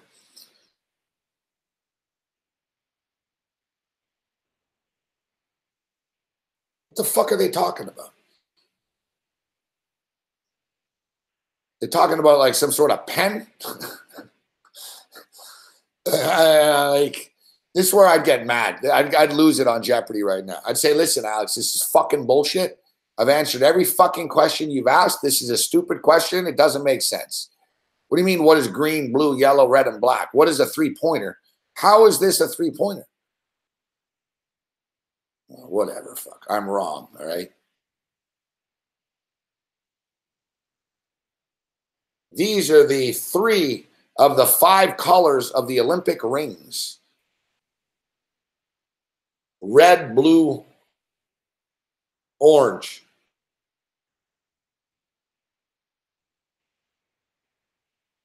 Yellow's in there too.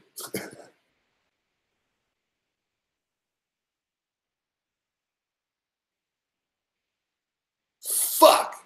No, I was good. What did I say? No. Green, blue, yellow, red, black.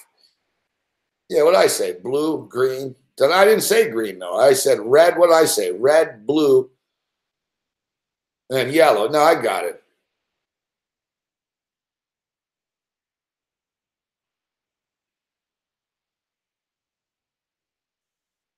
This is the first country the first Olympics were held in.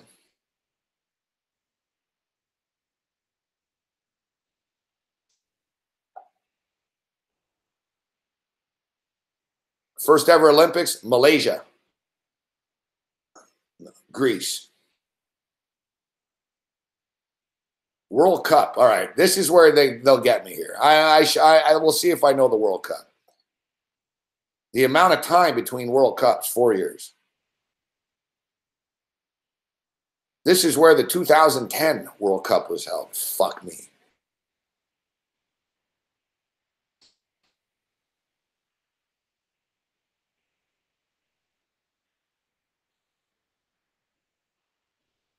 Fuck.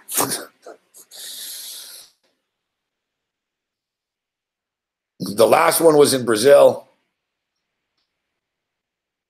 The one before that was in fucking Holland and Belgium, split. Fuck! South Africa. Fuck yeah, they were blowing those stupid fucking things there.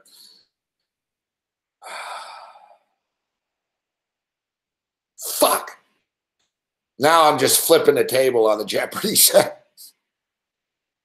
Yeah, World Cup for 300, Alex. This team won the 2010 World Cup. Oh, fuck me, man.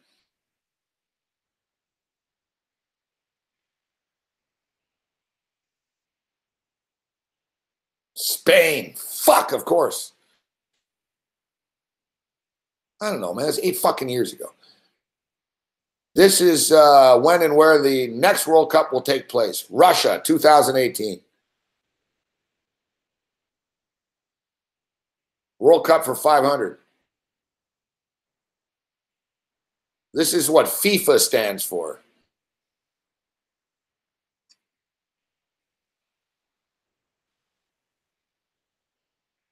Federation International Football Association. Correct.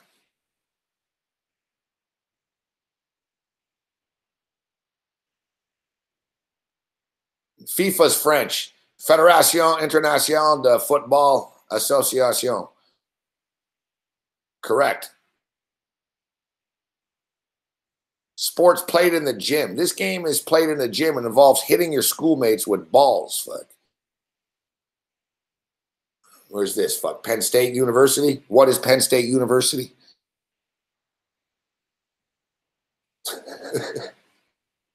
All right, that's it. We should just end the show right now.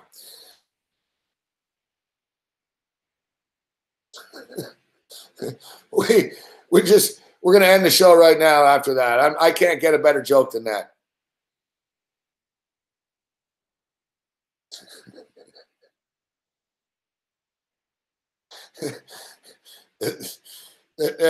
Thank you. Good night, everybody. Yeah, I can't top this. This game is played in a gym and involves hitting your schoolmates with balls. Who is Jerry Sandusky?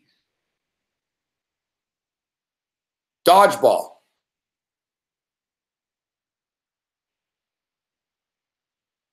Only 4 people can play this game in a square. Oh, fuck me. We don't have all night with this shit, so I'm going to say badminton. What is Foursquare? I didn't know. It's a trick question. I don't know what the fuck that means.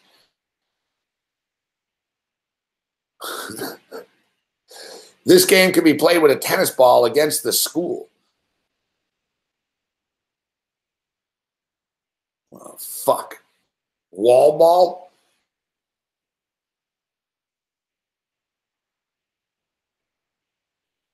Street ball? Wiffle ball? I don't know what the fuck you call it.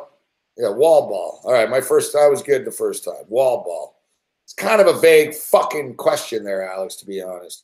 What part of the country? Where are we asking? It's called different things, but my first answer was correct. Wall ball.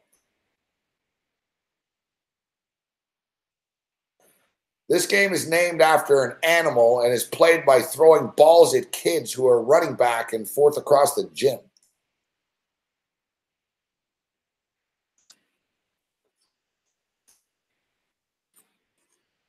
This game is named after an animal. It's played by throwing balls at kids who are running back and forth. I don't know.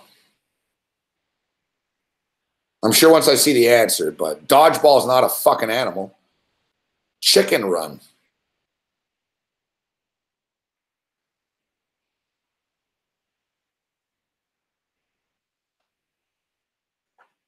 Chicken run.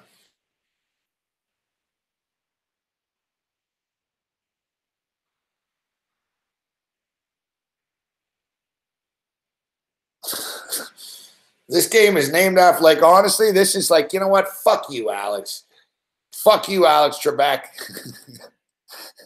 Listen, I went to school, hard to believe, but I actually did one time in my life. I was once a kid.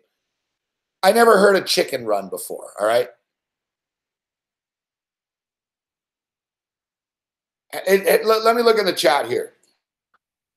Has anybody chicken run? What are you talking about? Has anybody ever heard of chicken run before? This is where you really just start telling Alex Trebek to go fuck himself. It's like, guys, you're making shit up now. Chicken run. I would actually ask. I'd lean into the mic. Please explain, Alex, what chicken run is, please, just out of curiosity. Can you put it in a context, Alex?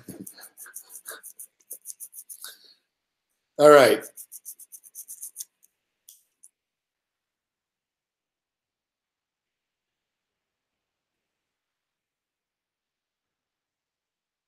Hey, Kyle Lowry, fuck. Your sister needs your fucking, needs your help taking a tampon out of your mother's mouth.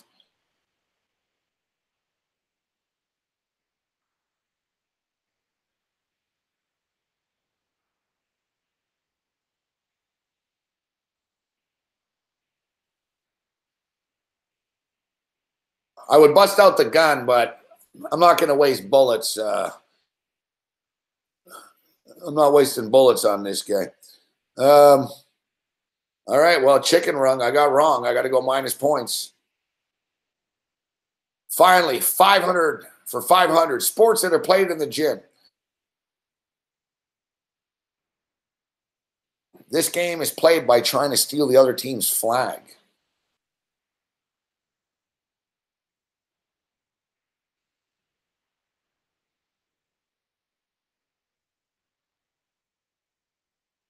I don't know. When I see the name, I'll know it, but I don't know. This game is played. These aren't sports questions. This is fucking, what is this? Elementary school game fucking quiz? I don't know, man. Fucking capture the fucking flag. Fuck. Yes. Stupid fucking question. I'm correct, though.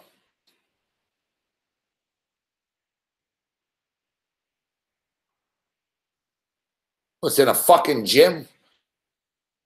I never played capture the flag once in my life in a fucking gym.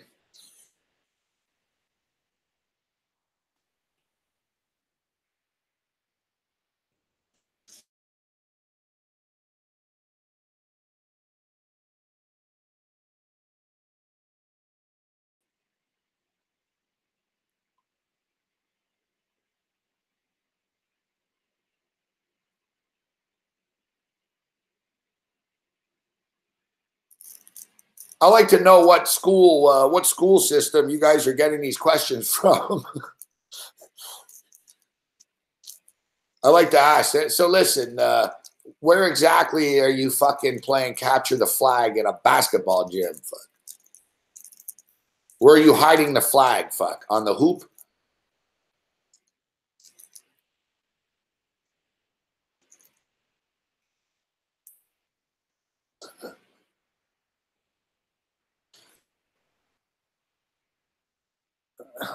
All right, that was a joke, that shit. All right, here's another one. Can you answer 10 Sports Jeopardy questions? All right, let's see. Are they harder? All right, begin. National Football League. National Football League referees receive Super Bowl rings. True or false? False.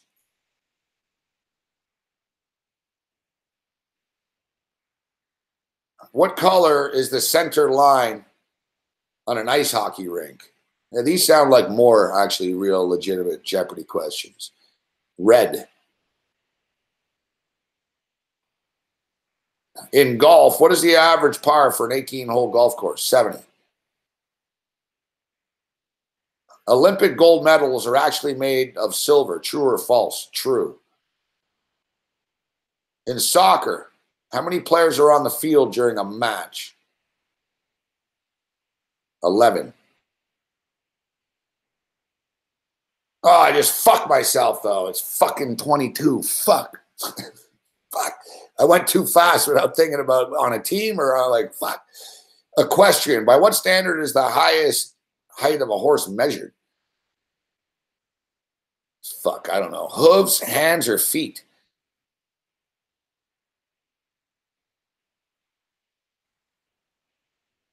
Hooves, fuck.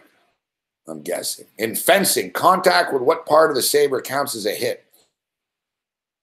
Point, front edge, top third of the back edge, point, front edge, back edge, point, and front edge. Point and front edge. Fuck. I'm choking. This is bullshit. There's no way these are the questions. Which sport will feature the 2016 Olympics for the first time since the 1904 Olympics? Golf. In water polo, there are 6 positions, one for each player. There are 2 different names for the positions. One is hole. What is the other one? Set, match, breaker. Breaker. What Grand Slam tournament in tennis is held in January? Australian Open.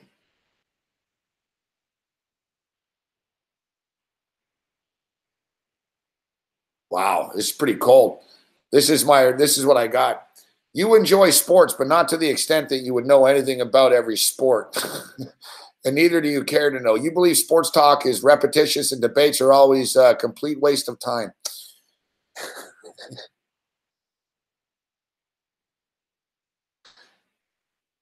You go fuck yourself, all right? Now I'm getting insulted here, in fact. I just kicked a troll out of the chat. Now I'm getting trolled by this quiz.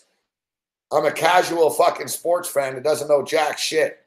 Why? Because I don't know the name of a fucking water polo position? You guys are asking me to name the mid fucking pool man of a water polo? I don't watch water polo. You go fuck yourself. I guess the trolls are right, fuck. The trolls are right. It actually gave me the review. You are a part-time sports fan.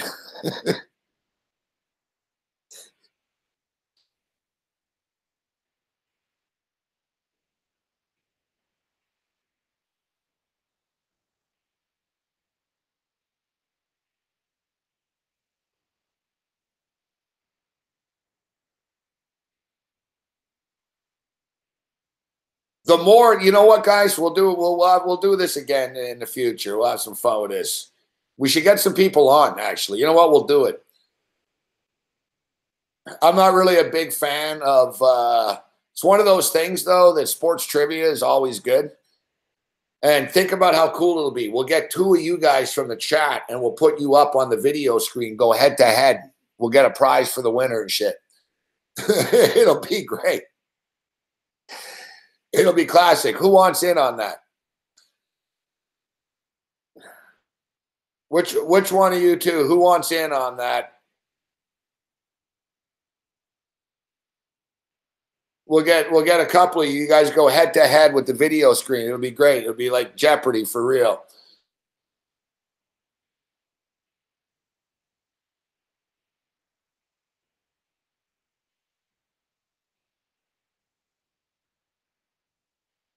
See, Alex Z's been calling DeMar DeRozan a choker all night. Now he's saying he's going to choke. Brooks is in. All right. Listen, we'll do it maybe on Friday night. I think Friday night's a good night for something. We'll do it on one of these nights when there's not a game or something like that.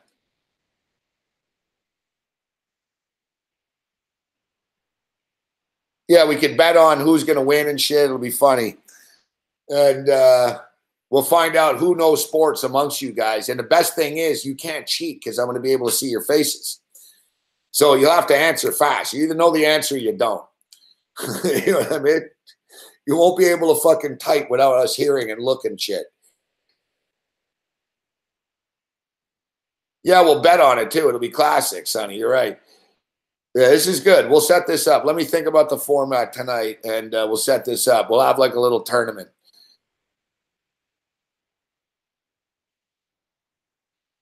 But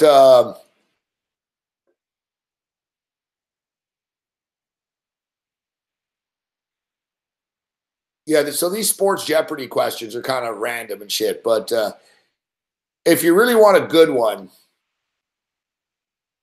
if you want to know if you know sports and how much you know sports, there's the ESPN test. We've done it before on the air. It's the ESPN test. It's basically if you want to get hired at ESPN, it's a questionnaire. And it's 20 sports questions. And we did it live, and we got 18 out of 20, I think. I choked on a woman's golf question and a WNBA. I couldn't name Skylar Diggins' name. Fuck, I think it was.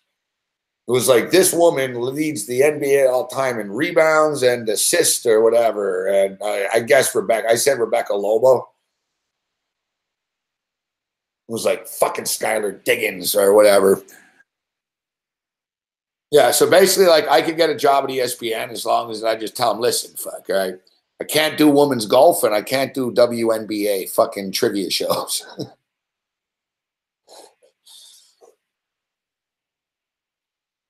No, I could get Who Is Michelle Wee. No, it was a tough one, dude.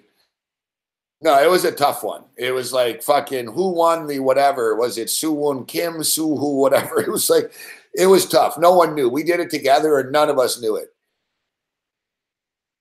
You guys remember we did it together once on my show. And I was nailing everything, fuck. It was like fucking baseball, this, football, college football. Like, it's pretty detailed questionnaire, but I was knocking it out of the park. And but I remember, like, I fucked up the WNBA fucking question and I fucked up the women's golf question.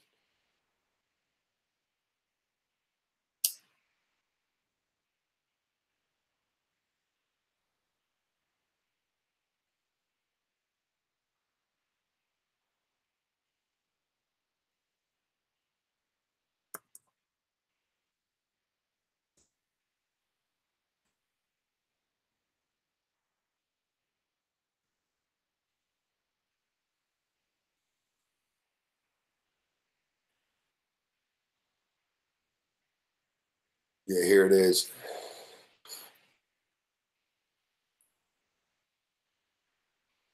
They give you 45 minutes to do it. But ESPN, they make you do some shit that I wouldn't like doing. That I don't know if I'd get the job, to be honest, because you got to answer the questions. I can answer their questions. You got to spell athletes' names, calculate basic statistics, proofread a box score. They're going to give you a box score with errors in it, fuck, and you got to proofread it. Spelling athletes' names, scoring plays, naming major sporting events, matching athletes to their sports, matching pro athletes to their college, matching athletes to their teams. That'll be a fun one that we'll do.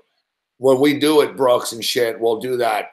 Name what college the player went to and shit.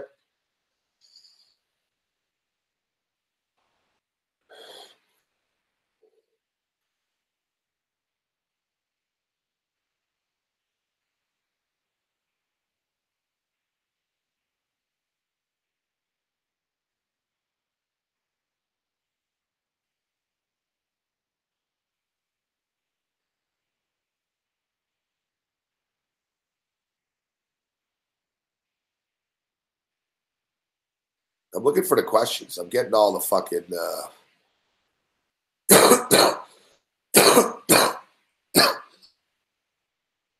so it's shit like this. Green Bay scored 42 touchdowns, made 35 extra points, made 6 2-point conversions, made 36 field goals, and had 2 safeties. How many points did they score in the season? So whatever, fucking. You have 45 minutes to do this test, and you have a calculator and shit, or a computer, right? It's not like you have to do this in your head here or whatever. Like you're allowed whatever. You can't look the questions up. I mean, you can add the shit up. I guess a calculator, it said. Whatever, man. 42 times 6, fucking 35 times 1. Made 6 2-point conversions times 12. They're just sort of little trick fucking stupid questions. Philadelphia Flyers scored 263 goals and allowed 253 goals. What's their goals against per game and goals for per game? 82 divided by 263 and 82 divided by 253. You think you're going to fool me, Bristol?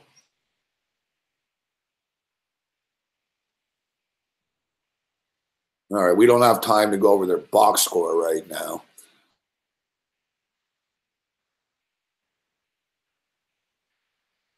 This is stupid, fuck. They're all like, which athletes' names are misspelled here? Like, they want you to spell Scott Niedermeyer, Mark Burley, TJ Houshmandzadeh, Tony Kanaan. That's just stupid shit.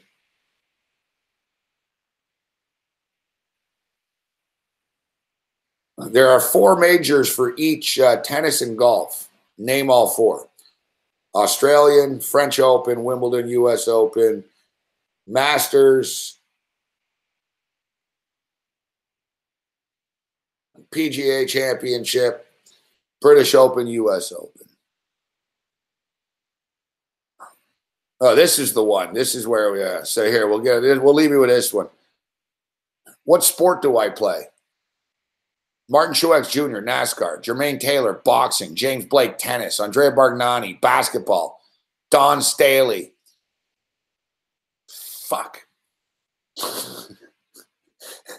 We're falling into the same trap as last time. Don Staley. I don't know, man. Is she a fucking volleyball player? I'm going to say women's volleyball. Miroslav Klose, soccer. Loreno Ochoa, golf. Jeremy Sowers. Fuck, I don't know. Duncan Keith, hockey. Nick Barnett, football. Chris Burke. What does Chris Burke do? Jeff Halpern, hockey. Dario Franchitti, race car.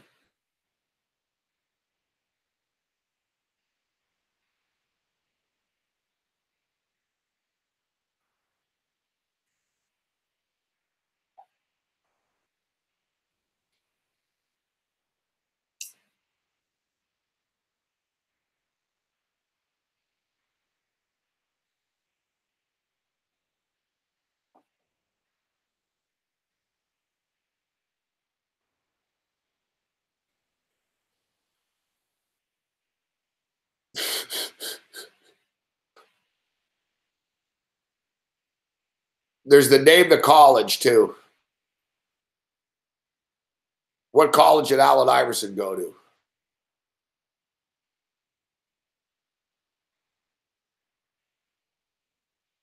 Georgetown. Allen Iverson, Georgetown. Brett Favre, Southern Miss. The names aren't here, so I'm doing this myself here. Allen Iverson went to Georgetown. Brett Favre went to Southern Mississippi. Vince Young went to Texas. Kamicha Catchings went to fuck, man. I don't know, man. I don't know where she went. Chris Drury, the hockey player. Fuck. Michigan. Ray Lewis, Miami. Grant Hill, Duke. Kevin Garnett, none. Trick question. Reggie Bush, some school in California. I don't know. I'm just busting Brooks' balls. USC.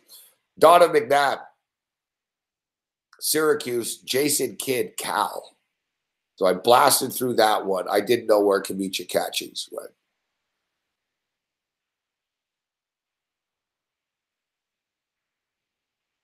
And I'm not sure if Chris Drury played at Michigan, but I think he did.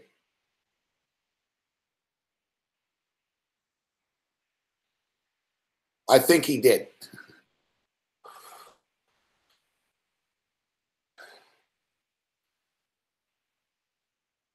No, good call with Kamicha, Ken. Good call on that. Good call, Joe Kim. See, you guys would be good at this.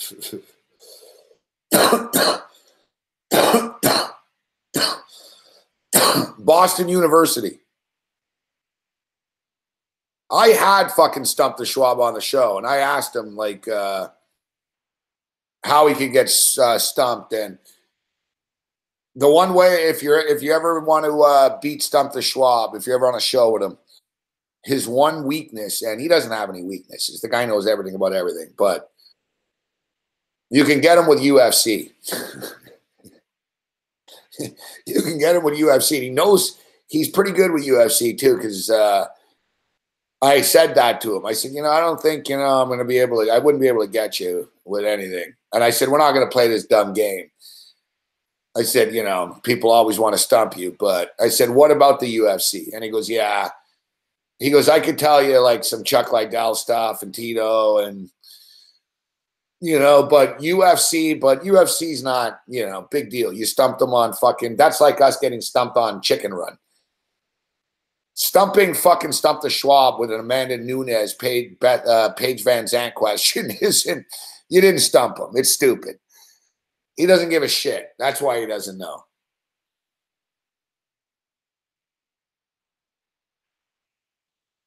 All right, so we got to get out of here. Games tomorrow.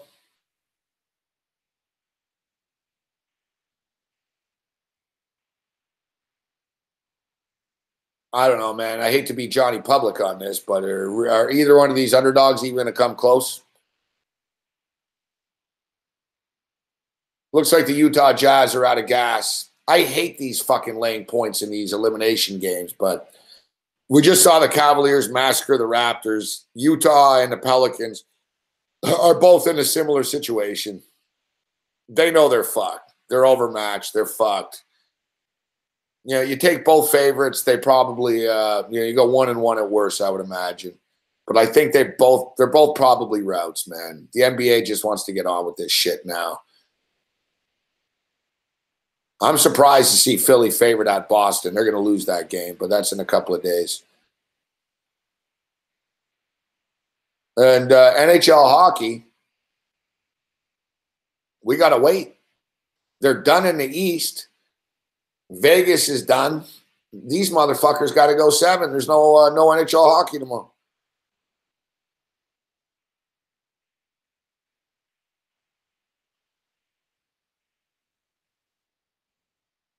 I haven't looked at the baseball yet, Jabron. Baseball is not the type of sport I do overnight, man.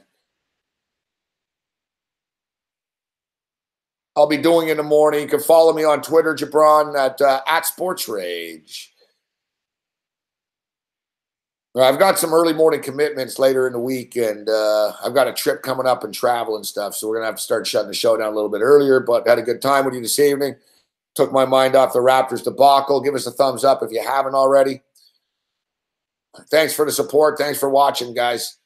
Yeah, follow me on Twitter, Jabron, at Sports Rage. I post the pics. Mally Mal, Sandercock, Jabron, Massler, Kim, Oso Man, Alex, Drew, Jazz, everyone else I don't see, Joe Kim, Peach, Massler. Thanks for everyone tuning in here tonight. We'll see you guys. We'll see you guys tomorrow on the radio. Although in this crazy motherfucking world, who knows? God willing, we'll see you on the radio tomorrow. Other than that, you're on your own later.